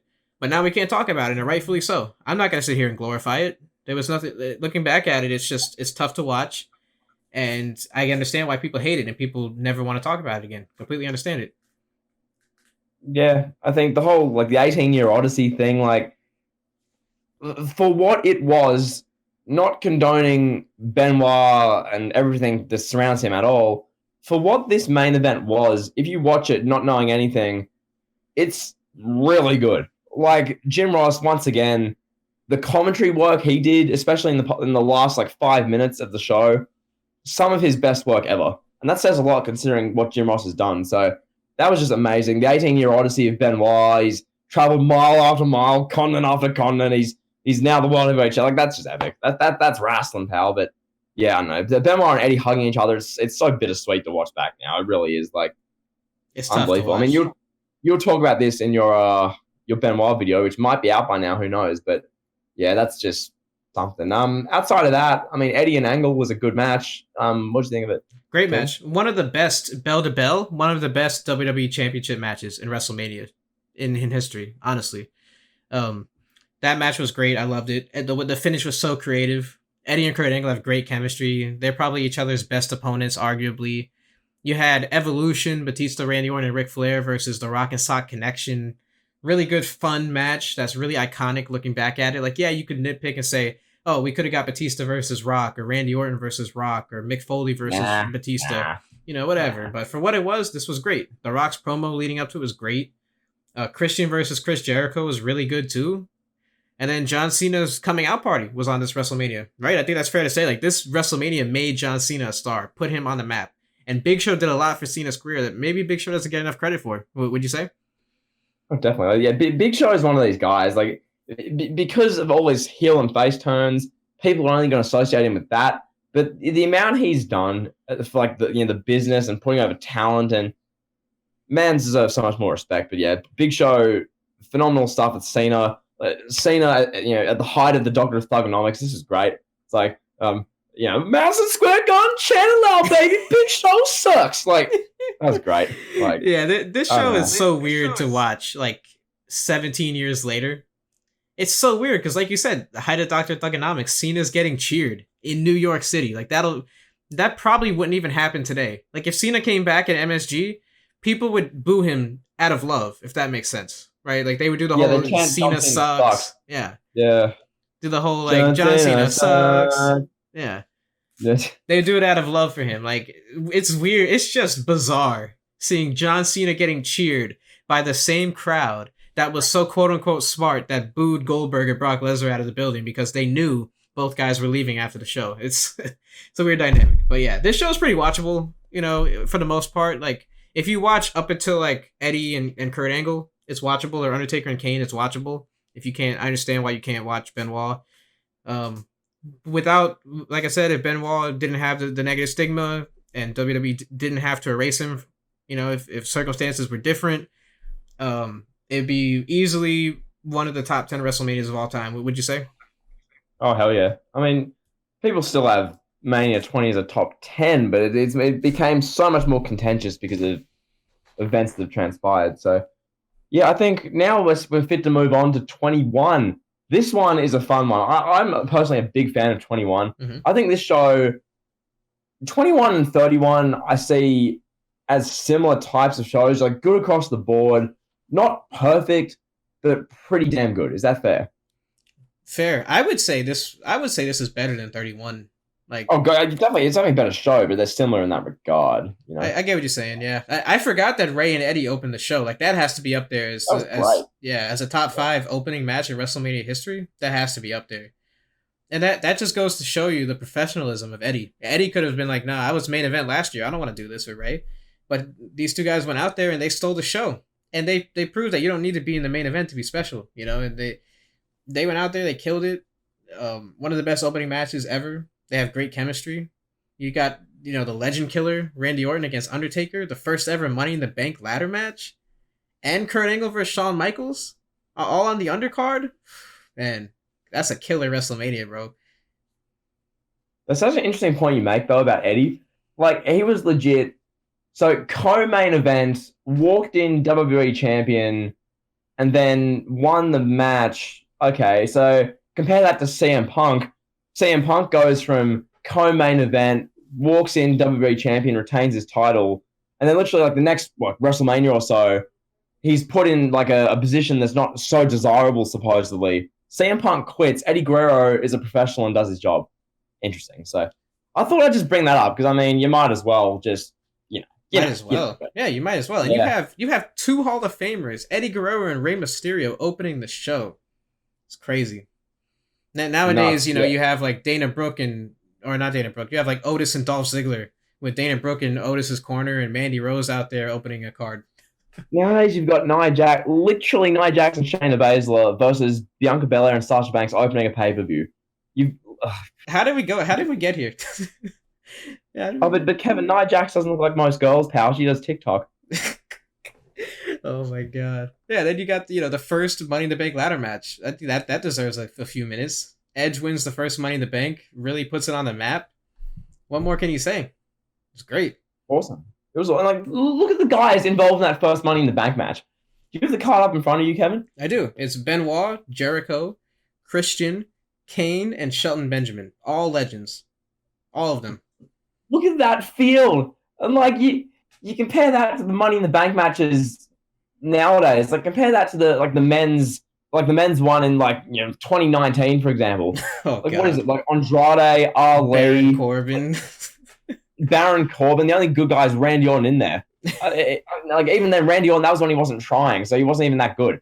It just Money in the Bank's fallen off a bridge. Like what's happened to Money? We'll talk about Money in the Bank in depth in coming months in the build up to those shows, but nonetheless, I think Money in the Bank was epic. We need to talk about Angle and Shawn. Oh my god, wow! Like when I'm thinking of a work rate classic, that's my go-to match. That is like two guys, and there was like a legit story there. There was funny build. It wasn't just like nowadays where it's like, I'm gonna put on a great match for these fans. Like there was legit. Shawn Michaels was doing these great segments. Angle was coming out there with Sherry doing Sexy Boy, but it was Sexy Kurt. And it was great. Like that is wrestling, pal. Like that's an iconic moment that lives forever. And that was such a good match too. Kurt Angle and Shawn, the best match on the card, one of the 5 or 6 best matches in WrestleMania history, is an unbelievable match. And that there was no title associated with it. There was nothing. It was just these two guys gonna have a great match for these fans, pal. What a joke. I mean, yeah, and then Undertaker Randy Orton, we've talked about this several times. Be that the Randy Orton bio, the Undertaker streak. We've talked about this a bunch, but yeah, it was good they didn't have Orton break the streak. Really good match. What more can you say? Like Mania 21 had a lot of good across the board. Real good stuff. I'm looking at this card. It's a 9-match card. You take out Big Show and Akabono. This is like a perfect card, top to bottom. There's nothing wrong with the card. John Cena versus JBL. JBL is like the heel of all heels, stopping Mexicans at the border. And John Cena, I love you, C Nation. I love everybody. He loves me, Maggle. And then you have Batista. I've got to try that. Hold on, one second. I love everybody, C Nation. Hustle loves him on the Doctor's Thugonomics, C Nation. JBL, I'm gonna spray paint your car, C Nation.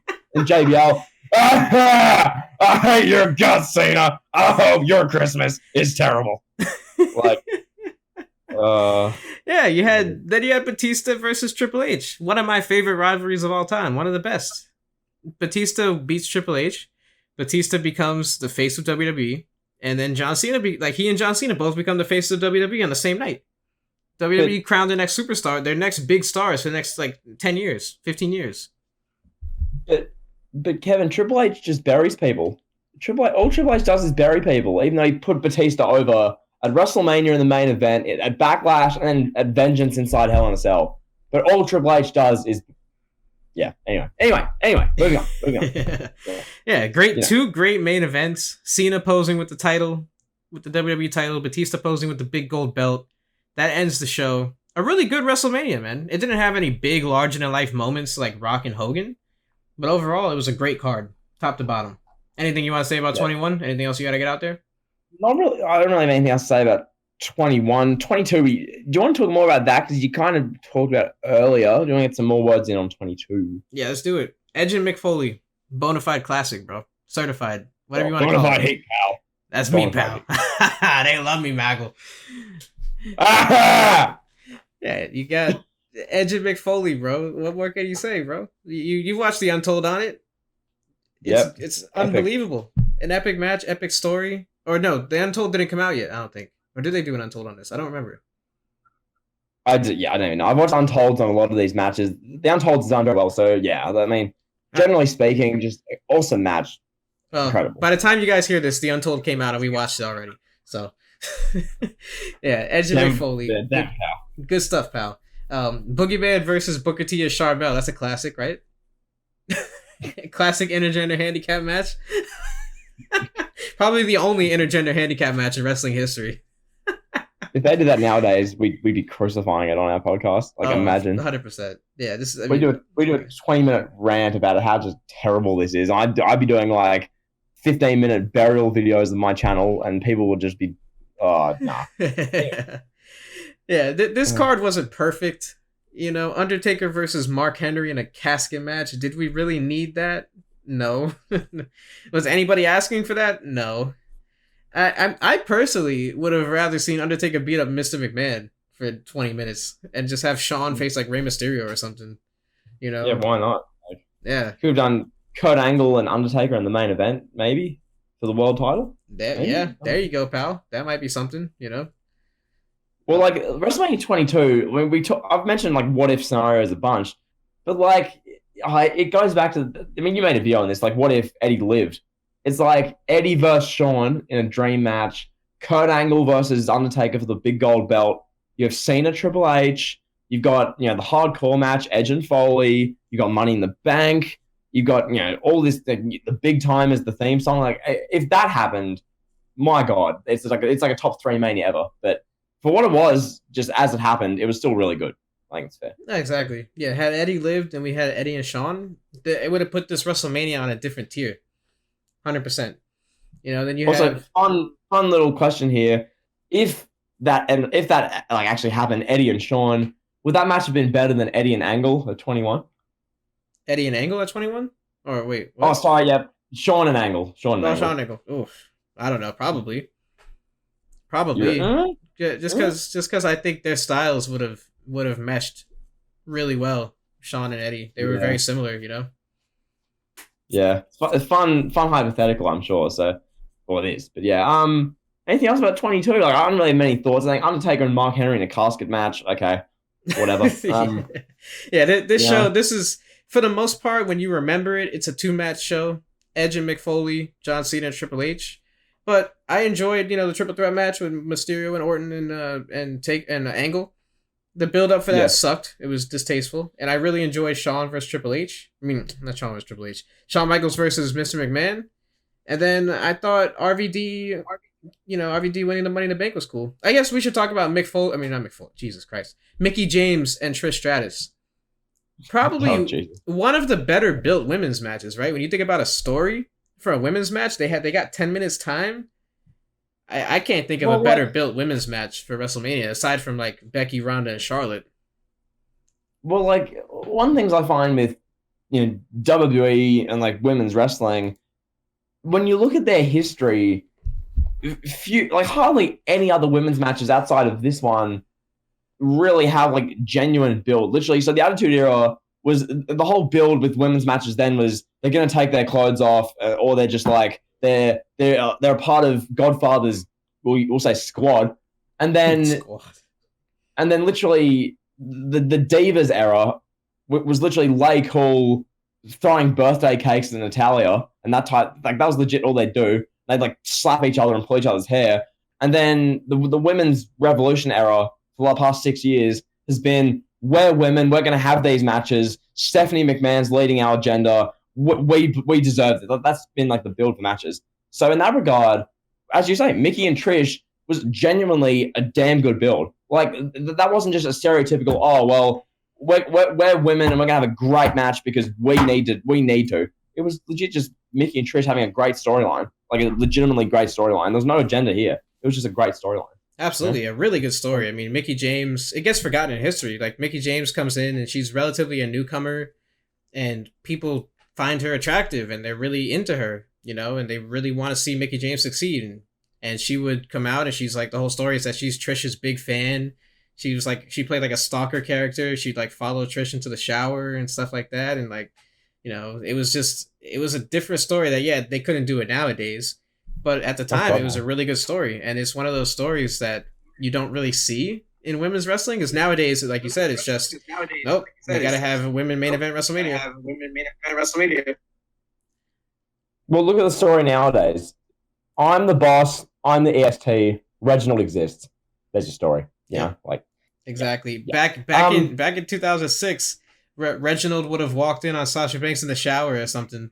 That's what they would have done. It's just what it was at that time. Yeah, they would have done some segment where like Reginald would have been deployed by Teddy Long to seduce Batista, and they would have done some really like homophobic skit, and then you would have had Melina then walk in, and then Batista would have like before a match, like they would have done something creative, horribly effective by today's standards, and it would have for the time been amazingly entertaining. So yeah, anyway, times have changed, etc., etc. But yeah, this was a good, fun, entertaining storyline. Absolutely. And then you look at WrestleMania 23, the Battle of the Billionaires. That's what I remember when I think WrestleMania 23. I mean, this was like at the time, this was the most bought WrestleMania because people wanted to see Donald Trump versus Vince McMahon. I'm like, crazy, bro. It's Trump and Vince. I mean, you look at the amount of commotion and the amount of circus that Trump's name generates in the past like 5 years alone. Like, you have Trump against Vince McMahon. Like, who wouldn't want to see that? Like, even if it's Lashley versus Umaga instead of Trump and Vince actually wrestling. But just the whole premise of Trump could get his head shaved. I'd buy a pay-per-view to see that. That sounds fun. Like, it was a great concept. Wouldn't you agree? Absolutely. I bought the pay-per-view. Well, my parents bought it for me, but, it was a great... I had to see it. Like, I had to. I had to know what was going to happen with the Battle of the Billionaires. I was really invested in Undertaker and Batista. Those were probably my two favorite wrestlers at this point in time in 2007. You talk about that. That's a match that gets forgotten about, completely thrown under the wayside, bro. Undertaker versus Batista. In my opinion, it's one of the absolute best WrestleMania matches, and one of Undertaker's absolute best WrestleMania matches. Absolutely, zero doubt about that. Batista and the Undertaker. Literally, this is 2007 Batista, who is one of the most cool wrestlers. Like, if you show someone who just hates wrestling and calls it fake all the time, you show them World Heavyweight Champion Batista on SmackDown with his sunnies, his big gold watch. He's got his, the big gold belt, his suit. It's cool. It's objectively, he's cool, And then Undertaker is just, this 2007 Undertaker was phenomenal. So this match, Kevin, I've watched this match back a ton. Like, this is wrestling, pal. Like, this match was amazing. Absolutely. I love it. And John Cena versus Shawn Michaels, this was the kind of match that it should have put the hate on John Cena away. Oh, John Cena can't wrestle. Oh, he's this, he's that. Hell yeah, John Cena can wrestle. Go back and watch this match. This is maybe in ring, not even maybe. I would say in ring, this is John Cena's best WrestleMania match. I don't really think it's even close. What do you think? Yeah, I mean, this match was Cena having a great match, and I mean by a great match, a match. It's so good in the ring. One of these type of matches. This is Cena having this in 2007, but people didn't give him respect in the ring until literally 2015. It took a surplus of guys who can't cut promos coming up to the main roster and having 20-minute open challenge matches with Cena for Cena to get that respect. So, in hindsight, Cena Michaels, fantastic WrestleMania main event. 23 just as a whole it might be one of the most underrated or the most underrated Mania of all time. It's definitely in the conversation. Absolutely. I mean, top to bottom, let's look at the card. The Money in the Bank ladder match. Mr. Kennedy wins. That was a bit of a shock. I thought it was going to be Randy Orton or Jeff Hardy, but Mr. Kennedy winning, that was great. Whatever. Great Khali versus Kane. I'm not even going to talk about that. Chris Benoit versus MVP. It was a good match at the time, but we can't talk about that. Undertaker versus Batista. Classic. Bobby Lashley versus Umaga was great. Battle of the Billionaires. That image of Vince, just one of the most iconic. I think one of the most iconic clips and one of the most iconic images in WrestleMania history has to be Stone Cold shaving Vince McMahon's head. Oh yeah, legit. Like looking at that and saying Vince with the how did I describe it last week? I'll say the Vince McMahon bald with the white stuff on his face. Like that was just That's it. That's an image. That's an image in wrestling oh, history. Pal, it's in my eye. It's in my eye, pal. Damn it, give me the towel, pal. Oh, Steve. Oh God. Like, oh my god. Then Melina versus Ashley. That was the women's championship match. Trish and Lita were gone. That's the Divas era, pal. That's like This is the beginning of the Divas era. Yeah. Ugh. It sucked. But now back to the original question that you asked me before we went on this huge tyrant. What did I think about WrestleMania 24? Oh, it's funny you asked that. Thank you. Thank you for asking that. Well, so like an hour and a half later, I'm gonna answer the question here. That's long-term. That's long-term storytelling for all you people that love long-term storytelling, pal. We're finally here. Back to the original question that started this whole freaking podcast. Let's get it. Okay. I answered, big man. Go on. I don't think I ever told this story, but I was actually late to this show. Did I ever told you that I showed up late? I've not heard this. Tell the viewers, listeners. Let's go, Kevin. So my sister-in-law at the time, she was like, she thought it was clever to leave like a half hour before the show started. So she was like, oh, the pre-show starts at 7:00. You guys leave at 6:30. It's fine. So we're in traffic, literally in traffic in Orlando on iDrive, like waiting just to get into the arena. We didn't get into the arena until the middle of the third match, which was Batista and Umaga.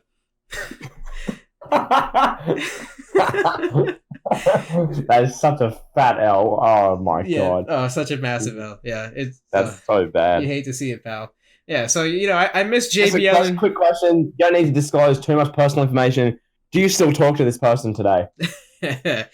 No, I do not. No. Yeah, I can exactly. Just for that alone, I'd be like, yeah, nah, just don't talk to me, please. Yeah, well, we got tickets for one of the greatest WrestleManias of all time, and you made us late. Nah, get out of here, bro. So, I miss JBL. I'm facing Finley. He's from Ireland. He loves to fight Maggle. You missed I wish I saw that. Like, that would have been so funny live. Like, imagine being in, like, the first row, and JBL was literally just barking at Finley. He's a stupid Irishman, Maggle. I hit him with a bacon tray, Maggle. Like, oh, my God. I mean, young me, all I cared about was seeing Undertaker and Edge and Shawn Michaels and Ric Flair. Like, that's all I cared about. So I didn't really mind missing the first two matches. In hindsight, I wish I didn't miss the Money in the Bank match. CM Punk, your favorite wrestler of all time, pal. He took Jeff Hardy's spot because, Jeff Hardy, he couldn't stay off the recreational substances. He was supposed to win Money in the Bank. That's a major what if right there, bro. Right off the bat. What if Jeff Hardy won Money in the Bank? I don't know. Hey, yo, Polana, you hear this? You hear this, my guy? This is a video for you. Oh, no. Yeah, legit. Like, compare this, Kevin. So you went to 24 and 33. 24, you arrive in the middle of the third match. You're just way late, and you're only there for like probably what, I don't know, 3-ish hours, something like that. Yeah. Meanwhile, Mania 33, you're literally sitting there for like basically a whole day. It feels like baking in the sun. Walk me through what it's like when you're sitting in the baking hot sun all day at WrestleMania. Oh, it's not fun. It is not.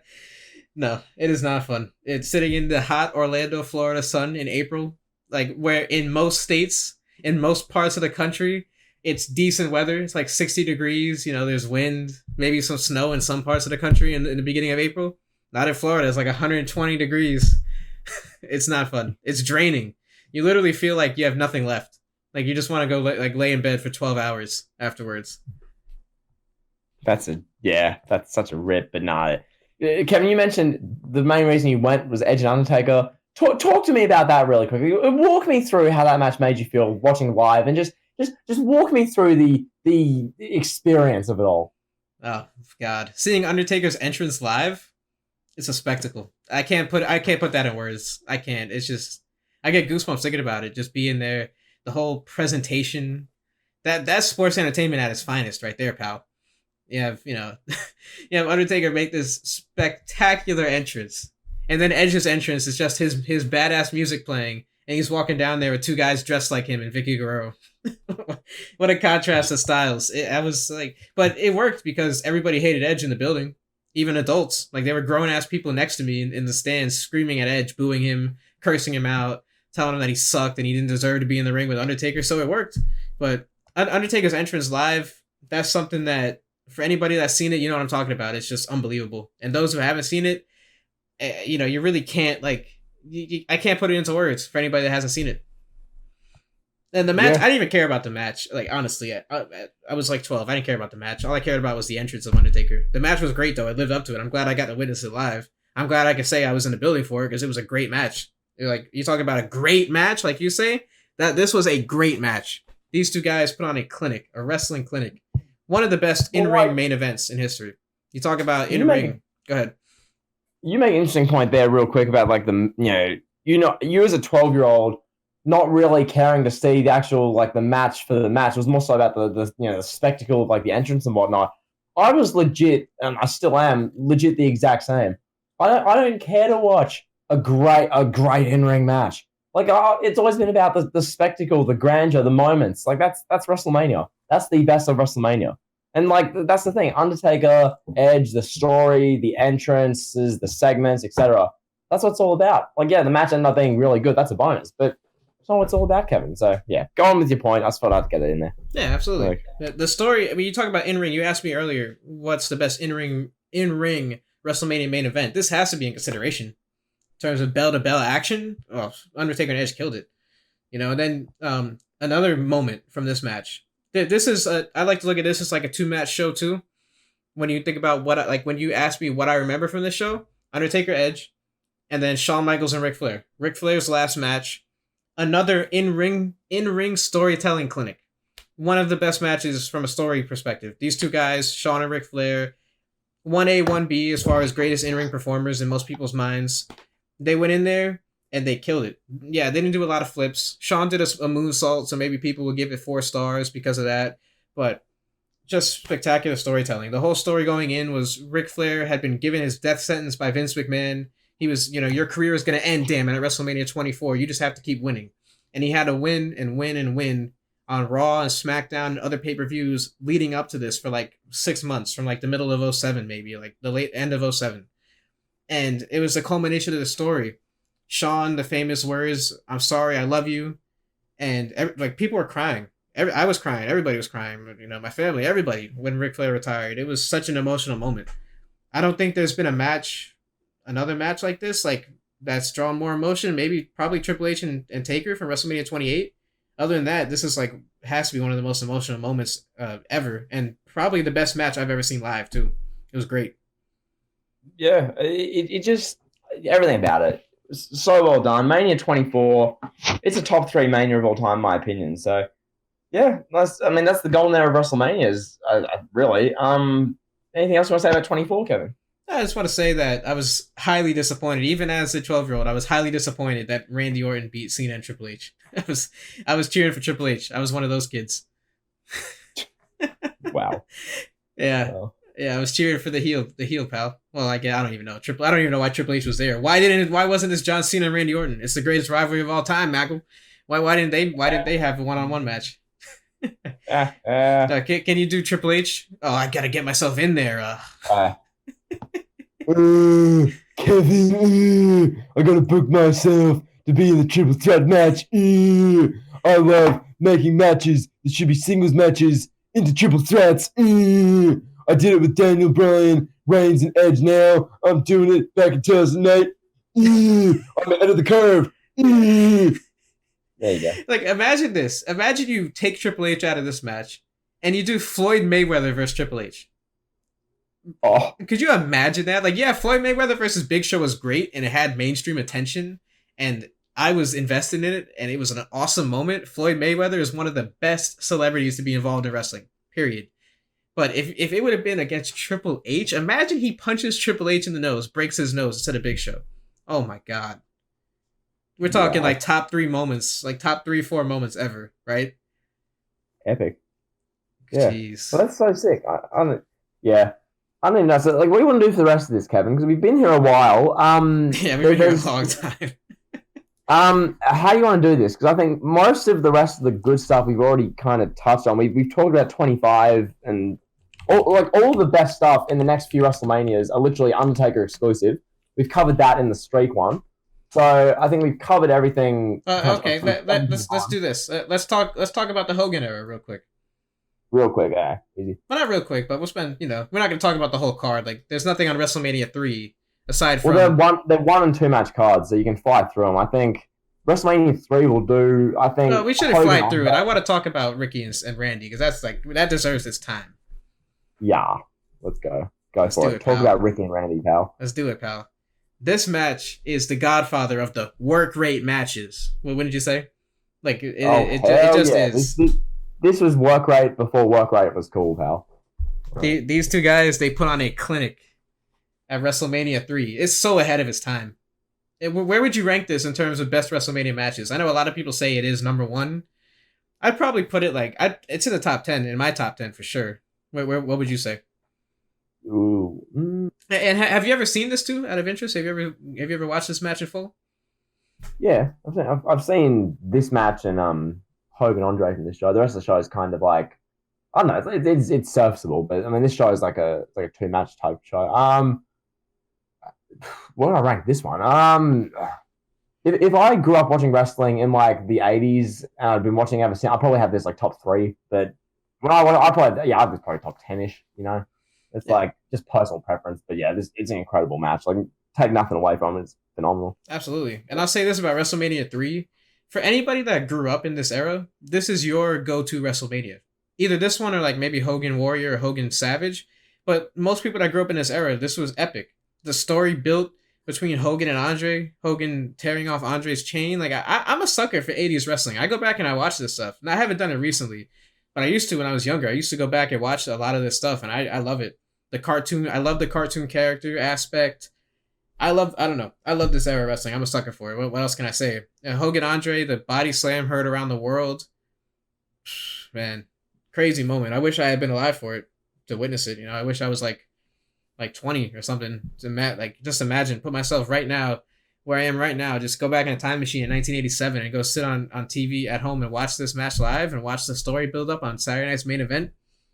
It's epic stuff. This is what wrestling was built on too. Yeah, because this is before everything had been done. So like you can do when there's one wrestling show a month, literally, you can have Hogan do a face-off with Andre in like November, and people will be excited in beginning of April when they have their match. Like you could run the business that way, and it was a boom. It was a hit because word wasn't out that it's fake. Oh my god, it's not real. It was awesome. So in that regard, I mean Hogan Andre especially, that is synonymous with wrestling. Like that, everything about that, two just larger than life, unstoppable force or irresistible force meets the immovable object, just phenomenal. Just wow. Yeah, absolutely. And then I mean, Roddy Piper had a retirement match against Adrian Adonis. Like a lot of people will remember that from the era. That's probably like another standout match. But a lot of the other stuff on this card, like you have a 6-man tag team match, two 6-man tag team matches actually, a loser must bow match between Harley Race and Junkyard Dog. Junkyard Dog had to bow down to Harley Race. I don't know how that would last, how that would fare in 2021. I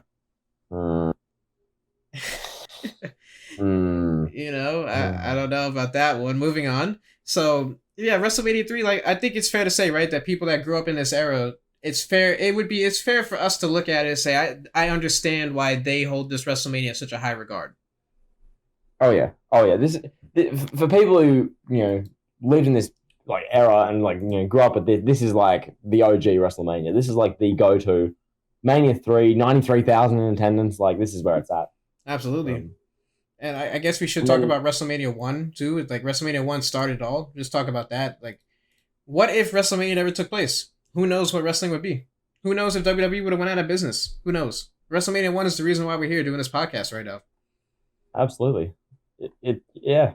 Quite literally, it's like this show was the beginning. And it was, if Vince took a gamble, like also if Have you ever seen the what's the the documentary they did about WrestleMania? What was it, the rise and fall of WrestleMania? So they did some Yes. WWE home video. Yes. Yeah, you know what I'm talking about. Mm-hmm. That like the way they put that together, making it seem like Vince starting WrestleMania was such a risk. It was such a big gamble, and how it paid off, and it just that whole documentary was brilliant. So I just wanted to bring that up because I feel like it's more than worthy of being brought up. Absolutely. Yeah, and there was the aspect too that a lot of promoters from the NWA, all the other territories, they were trying to get Iron Sheik to break Hogan's leg. They were trying to pay him off and like stop WrestleMania from happening. And Iron Sheik was like, "No, I'm doing business, Bubba." So if Iron Sheik had broke Hogan's leg, Iron Sheik is one of the Iron Sheik. He still keeps his character today. It's 2021. We're talking about stuff from 1985. We're 37 or 36 years removed, and Iron Sheik is still on Twitter tweeting several times a day in full caps saying he hates Hulk Hogan. Like nothing beats that, Kevin. That's wrestling. Keep your character, pal. But instead we have people doing 5-paragraph long rants about body shaming and women only getting 10 minutes on Raw and they should be getting 40. Like, just what? that just brought something in my head. I would watch Iron Sheik right now do a TikTok because it would be funny and he would be in character. That's fine. If you want to be in character and do a TikTok, cool. That's all I'll say. Like, if Drew McIntyre wants to post on TikTok him bullying people in the locker room in character, I'm down with that. Whatever. Okay. First WrestleMania main event, Hogan and Mr. T versus Paul Orndorff and Roddy Piper. Way before our time, but it was, it's the Godfather. It's the Godfather of all WrestleMania main events, and it deserves respect. It deserves to be in consideration for a top 10 WrestleMania main event, I think. Hell yeah. Just for literally, it's a significance thing. And it's like how significant and important the match is sometimes transcends how many moves were done and how good the match was in bell to bell. So yeah, this match was incredibly significant. As far as other stuff, I mean, the body slam challenge with Andre, I mean, that's worth noting. That's significant, Absolutely. Yeah, absolutely. 100%. Andre the Giant, Big John Studd, two big dudes, and it was cool. Yeah, $15,000 body slam challenge. That kind of stuff would be looked at as corny nowadays, but, different time. A lot of people look at it and they say Hogan and Roddy Piper should have been a one-on-one match. I think that's fair. I think that's a fair sentiment. But the involvement of Mr. T and Cyndi Lauper really helped. Yeah, but like you say that, would Hogan versus Piper in just a regular match been anywhere near as successful business-wise? And the answer is most likely no, Absolutely not. No. Yeah, but it's fair to wonder what would have happened if they had done that. If Vince had trusted his big guns. I understand why Roddy Piper was pissed off about it. Because he felt like he and Hogan could sell out the house and they didn't need Mr. T. I understand. But really is, in-ring wise, it's probably not something I can sit there and enjoy. But for what it was a great main event. Hell yeah. And I mean, what other kind of stuff in this time period do you want to talk about? I think one thing would be good, Hogan Savage Mania 5. I think that one's worth mentioning. I think the Mega Powers exploding, that whole storyline, I thought it was the two biggest stars of that kind of time period going at it. Like, just Hogan and Savage, awesome. Like, what do you think? I don't think you could find a more in-depth, detailed story going into a WrestleMania main event than that. I think that's the best of the best right there. The Mega Powers imploding, Randy Savage accusing Hogan of looking at his wife, just the whole, the handshake that Hogan and Savage had, the whole spectacle of it, the two biggest stars in wrestling at the time going one-on-one. It was great. Randy Savage was the perfect heel. Hulk Hogan was the perfect babyface. Doesn't get much better than that. What would you say, like, from a storyline perspective? It was fantastic. Like, it was long-term storytelling, pal, but it was actually like a long-term storytelling that they meant to tell. It wasn't like nowadays where it's like, oh, well, incidentally, WWE did Baron Corbin versus McIntyre on a random Raw in May because they had nothing else to do. Oh, well, now when they have Baron Corbin show up and beat up Drew in March, now that's long-term storytelling. Like, no, that's just WWE doing two things that happen to have some kind of relation to each other because of who's involved. There's no long-term planning or foresight there. Like, there's none. So back in the day, in 1988, 1989, you're doing this big Mega Powers explosion storyline. This is planned out. You've got Pat Patterson, Vince McMahon at a pool writing this whole storyline. Vince would be like, oh, damn it, Pat. I don't think we should have my WWF Golden Boy Hulk Hogan losing in that match. So they're working through it. They're booking this match like this is wrestling, pal. This is wrestling. Damn it. Yeah. Absolutely. Well said. The rest of the card, Brutus Beefcake versus Ted DiBiase, was what it was. Demolition versus the Power of Pain, the Barbarian and Warlord. That's pretty cool. Pretty cool spectacle for the era. The Brainbusters versus Rick Martel and Tito Santana. That's probably a match that people will point to nowadays and be like, oh, that was good in ring. And it was, for at the time, very good in ring match. And yeah, what else can I say about WrestleMania 5? I don't know. And then I guess WrestleMania 6. But this is the Hogan era. Hogan is the big picture here. WrestleMania 6, Hogan Warrior. At the time, not at the time. I mean, when I was younger, I had a VHS of this because my brother had recorded it, and I used to watch this match all the time because I just loved it. I loved the whole build up. The Ultimate Warrior cutting insane promos, like he just did 10 lines of coke and drank a pint of coffee in like 5 minutes. Like he was just screaming at the top of his lungs. Nobody knew what the hell he was saying. He could have been speaking another language for all we knew.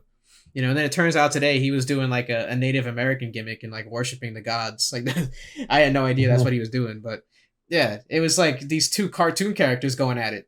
Have you ever seen Hogan Warrior? Have you ever watched? I have.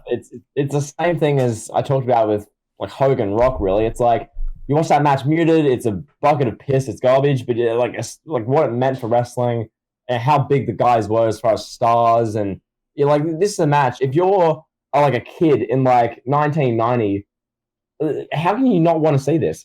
This is Hulk Hogan, like Mr. America, larger than life superhero, and he's going one on one with this just insane, whatever, like Native American inspired warrior guy. Like it's a match you can't miss. Like it is iconic. So phenomenal stuff. The match itself is not very good, but like it's not about the match. It's about like what it stands for. So really good main event. The rest of this show. There was something else that was good in this show. Not Piper doing blackface. Not that. There was something else from memory that was good. Was it Andre retiring or was it something else? Just check the card. There was. Let me see. I'm looking at the card right now. Ted DiBiase versus Jake Roberts for the $1 Million Championship. That was pretty good.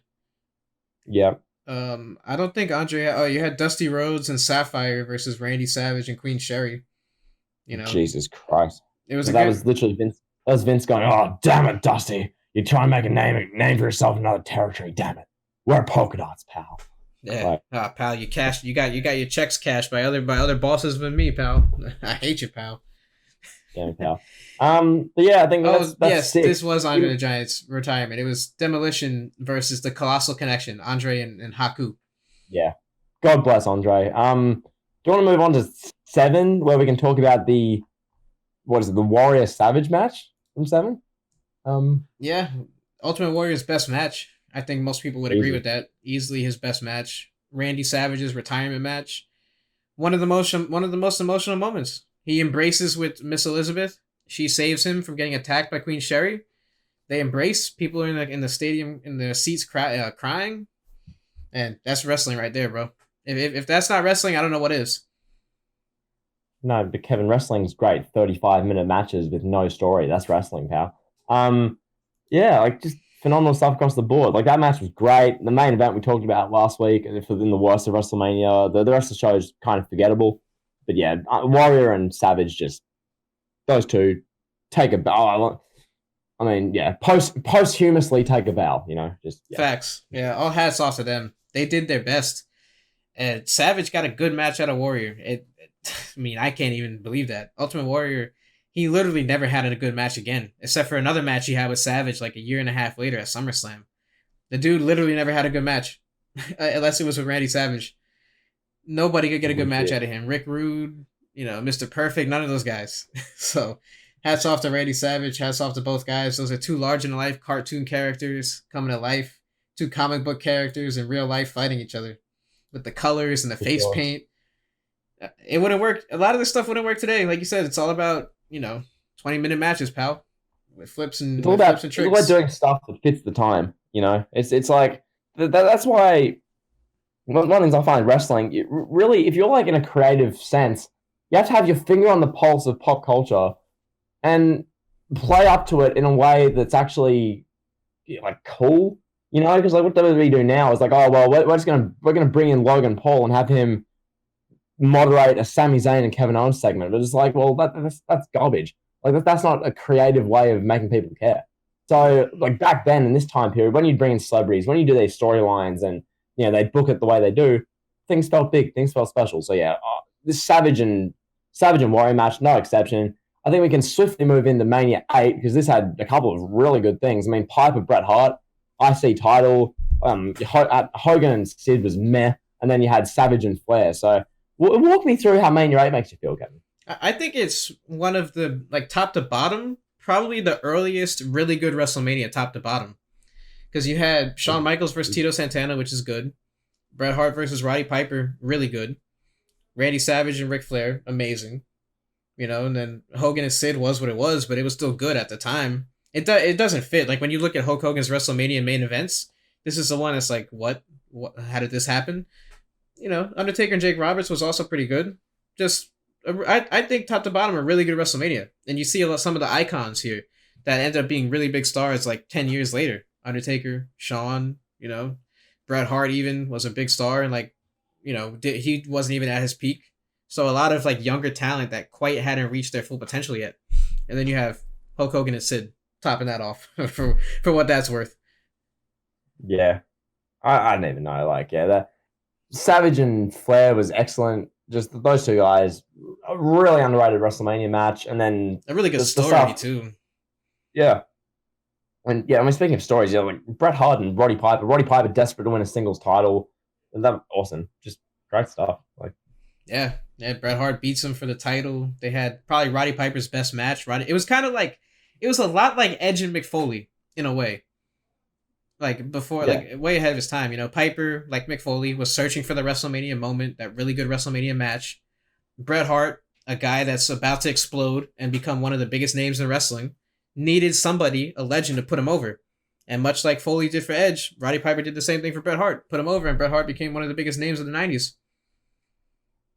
Literally. So, I mean, that's 8. I think really, we'll talk about 10, and we'll talk about the Iron Man match at 12, and I guess 14, and then we're good to get out of here, I think. So, yeah, Mania 10, this one, two of those, I mean, those two matches, the opener and the ladder match, wow. Like, the ladder match was ahead of its time. The opener was ahead of its time as well, really, when you consider the style of wrestling nowadays. That match, Bret and Owen, was just, it was pure wrestling to a T, and yeah, just what a great set of two matches. Absolutely. This was the beginning of a new era. This is what would set these matches would pave the way for Rock and Austin, and matches like Shawn and Kurt, and Shawn and Jericho, and matches like that to take place on a WrestleMania. Without Owen and Bret, and Shawn and Razor. Shawn and Razor, I think that has to be objectively one of the top 5 WrestleMania matches ever. When you look at it. I can see why a lot of people would put it there. Like, I think if you do a survey and you tell people, write me down your top 5 WrestleMania matches, you're gonna see Razor and Shawn in more people's top 5s than you wouldn't see it. I think. Yeah, just revolutionary. I think that's the word to describe it. These two guys, for a ladder match, it was so far ahead of its time. It was brilliant. Like, a ladder match has been so overdone. We've seen literally everything nowadays. Like, you do a ladder match and it's like, oh, well, a guy just did a 720-degree suicide flip off the top of the ladder onto 8 guys. Okay. You don't react the same way. Like, these two guys, spot-wise, what they were doing, like, compared to what you see nowadays, like indie promotions, it's like nothing. But for the time, how revolutionary it was just epic, Kevin. Absolutely. Epic.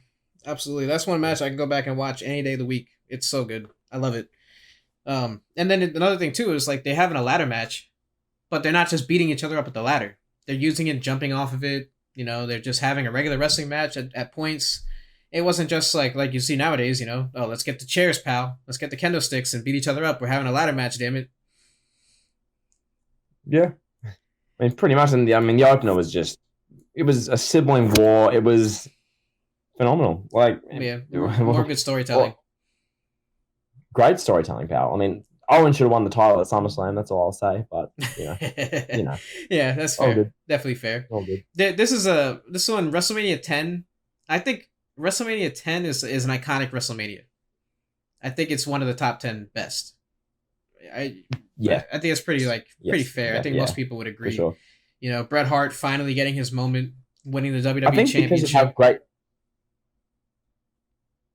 Go ahead. Yeah, I think it's how great the opener and the ladder match was in the main event, like the ending. I Yeah. think that alone makes it a top 10, and the fact that it wasn't like 8 hours long, Kevin, like you experienced in Orlando. Like, Yeah, facts. yeah, Yeah, this is Madison Square Garden, 3.5 hour long show. You got Vince on commentary. You know, Bret Hart getting his crowning moment. Really good. I mean, Bret Hart beating Yokozuna. These were the two big stars of their era, of the new generation era. These were the two faces of that era, colliding in the main event of WrestleMania. It was damn good. Roddy Piper, the special guest referee. I don't really know much about that, but Bret Hart winning. That's a cool moment when the whole locker room came out and was lifting Bret Hart up with and Bret Hart's holding the championship. It was like, this is our guy. We're tired of that Hogan guy, pal. yep. The old dinosaur. We tried to get rid of him last year, but he came out and assaulted Yokozuna. Now we can get rid of Hogan. Damn it, Hogan! Off to WCW you go. Absolutely. Yeah. No, I guess. Off to put us out of business you go, Hogan. So, yeah. I mean, that was 10. 11 sucked. Move on. 12. We talked about this. The boyhood dream has come true. We need to mention that for a Best of Mania. What do you think of the Iron Man match, Kevin? I think I don't want to use the term overrated, but I don't think it's. I can't watch it. I'll jump in real quick before I get your take on it. I can't sit through it. It's just an hour of watching guys wrestle, which there's an audience for that, and I mean that audience is the AEW and NXT crowd who watch nowadays. But generally speaking, just watching these two guys wrestle for an hour, it's no falls. Like that's the thing about Iron Man matches. If you can do Iron Man matches, at least have falls to make more drama. The no falls thing, I don't feel it benefited the match. Yes, it made when Sean finally beat him in overtime feel important, but the match itself, it just drags. Like it just goes on and on and on, and it's just I don't know. It's not for me, Kevin. That's what I find. What about you? Oh yeah. I was gonna say I actually one day, I don't know, maybe 10 years ago or something, I sat down and I watched the whole match because I was tired of people saying this is one of the best WrestleMania matches, and I like you. It's like, yeah, I don't think I could sit through this. Like it doesn't sound all that great. You know, there's an hour long Iron Man match where nobody gets pinned in an hour. That kind of makes wrestling look ludicrous, right? When you have guys losing in 10 minutes, but these two guys, they can't get a pinfall. One pinfall in 60 minutes. That's just kind of one way I look at it. So I actually sat down and watched it, and I was definitely bored, bro. There was points in the match where they're literally just in headlocks for 5 minutes, 3 to 5 minutes at a time, and they're just Sean's Irish whipping Bret. Brett's just running, Sean's ducking, they're doing Irish whips, they're just doing a lot of filler. I just don't see how it's a good match. I don't see it. We kind of talked about this with the Adam Cole and Kyle O'Reilly thing. Like it feels like 9 months ago we talked about that in the WrestleMania Super Show. But legit, we talked about that. It's just because of who's involved, because it went a long time, it just automatically, it's an amazing match. Give it all the stars. It's well, you watch it. I'm not saying the Cole and O'Reilly match would be just inherently as boring as I personally or you personally found the Iron Man match. But what I'm saying is that when the match goes that long, when it's just these things get stars and get graded on reputation as opposed to how good you feel it was, But yeah, anyway. Absolutely. I'll ask you: Did we talk about Gargano and not Gargano? Did we talk about Cole and O'Reilly before or after I answered your first question?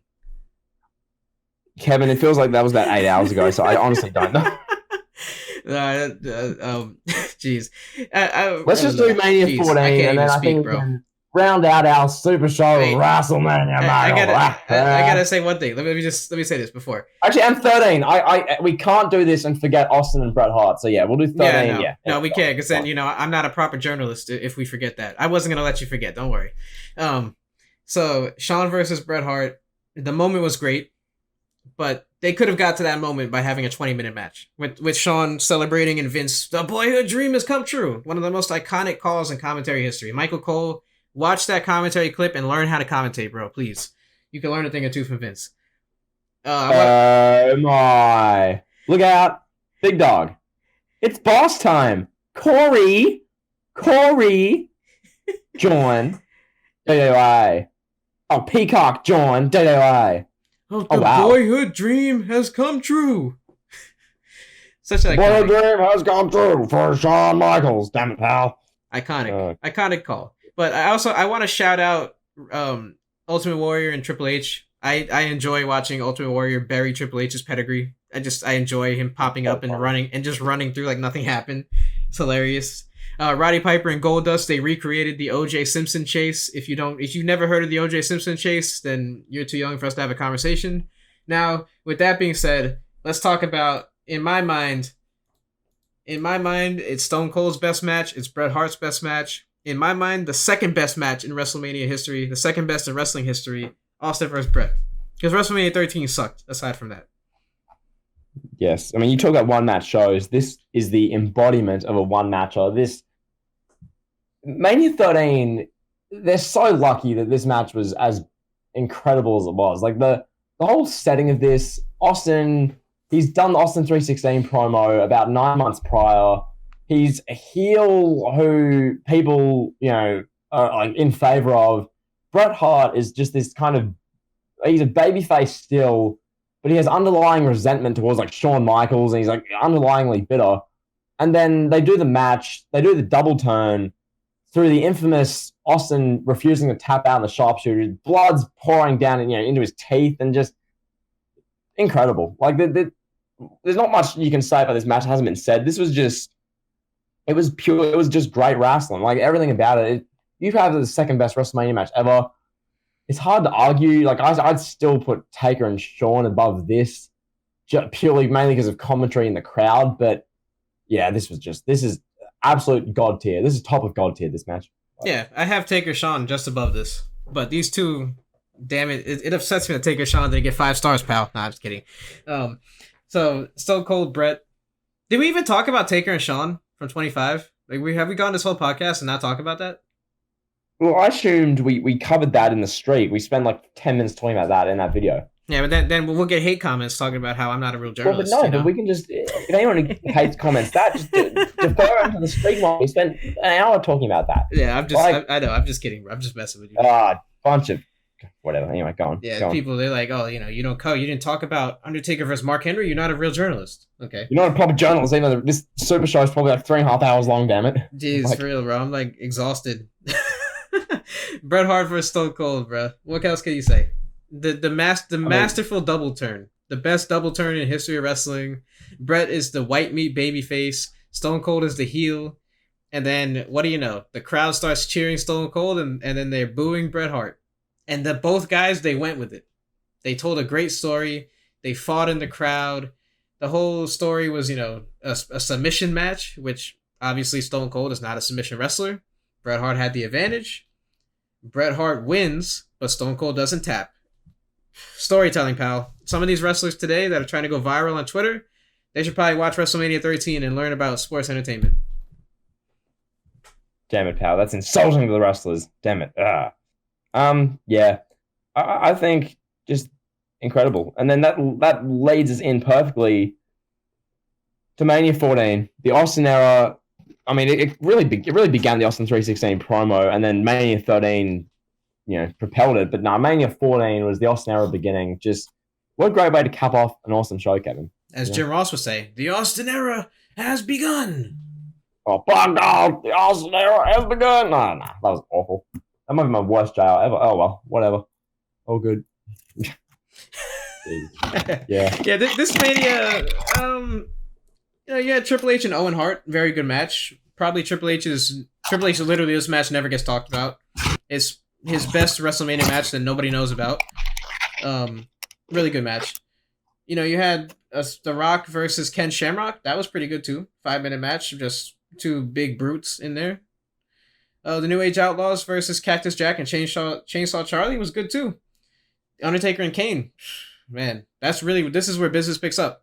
2 great final matches. Undertaker versus Kane, Stone Cold versus Shawn Michaels. Damn it, pal. That's sports entertainment. That's long-term storytelling, right? Undertaker and Kane. Oh, yeah.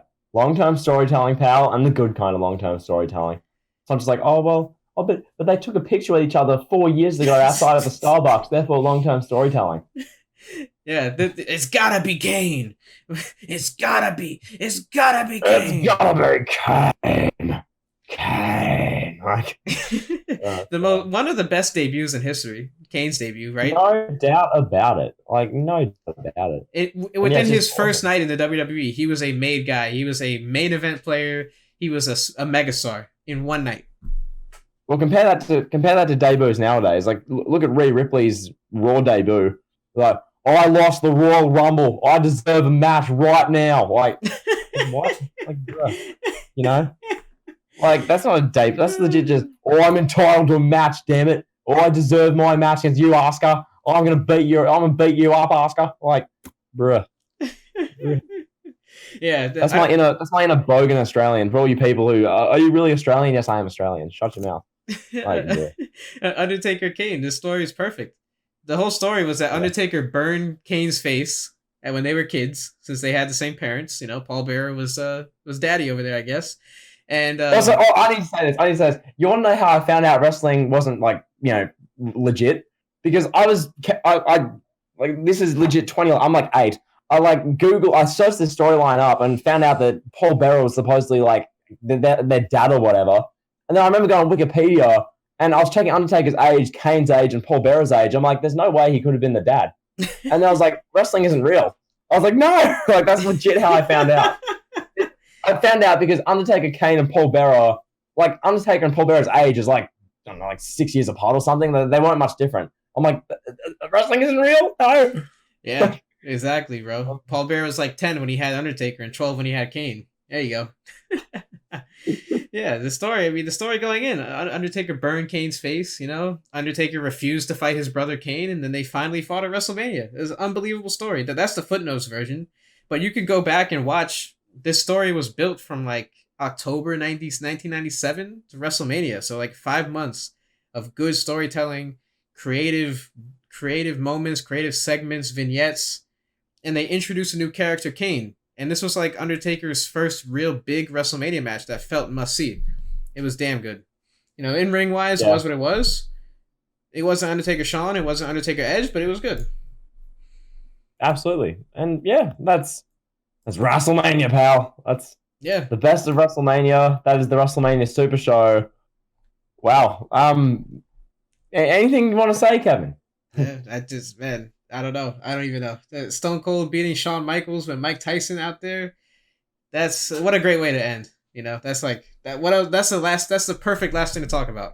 Because Austin winning the title, that propelled WWE to be able to defeat WCW, and that's why we have wrestling entertainment. We're competing with Disney, pal. And it's all because of you, Stone Cold. Because you stunned Shawn Michaels and you pinned him that night. 1, 2, 3, pal. Yeah, because of that, now we have NBC deleting wrestling's history. You love to see it. Yes, sir. But yeah, that's been a bunch of fun. Essentially, you can look at it as 3 elite heats in one. This podcast. So hopefully, if you listen to this whole thing, I mean, fair play to you. This one is our first podcast that's gone longer than Raw, which. It's not a bad effort. But yeah, don't worry. They're not going to be 3 hours long every week until Spotify is paying us like 5 figures. They're not going to be doing shows this long. So I think. Well, once Spotify pays you 5 figures, we'll get a face reveal and a name reveal.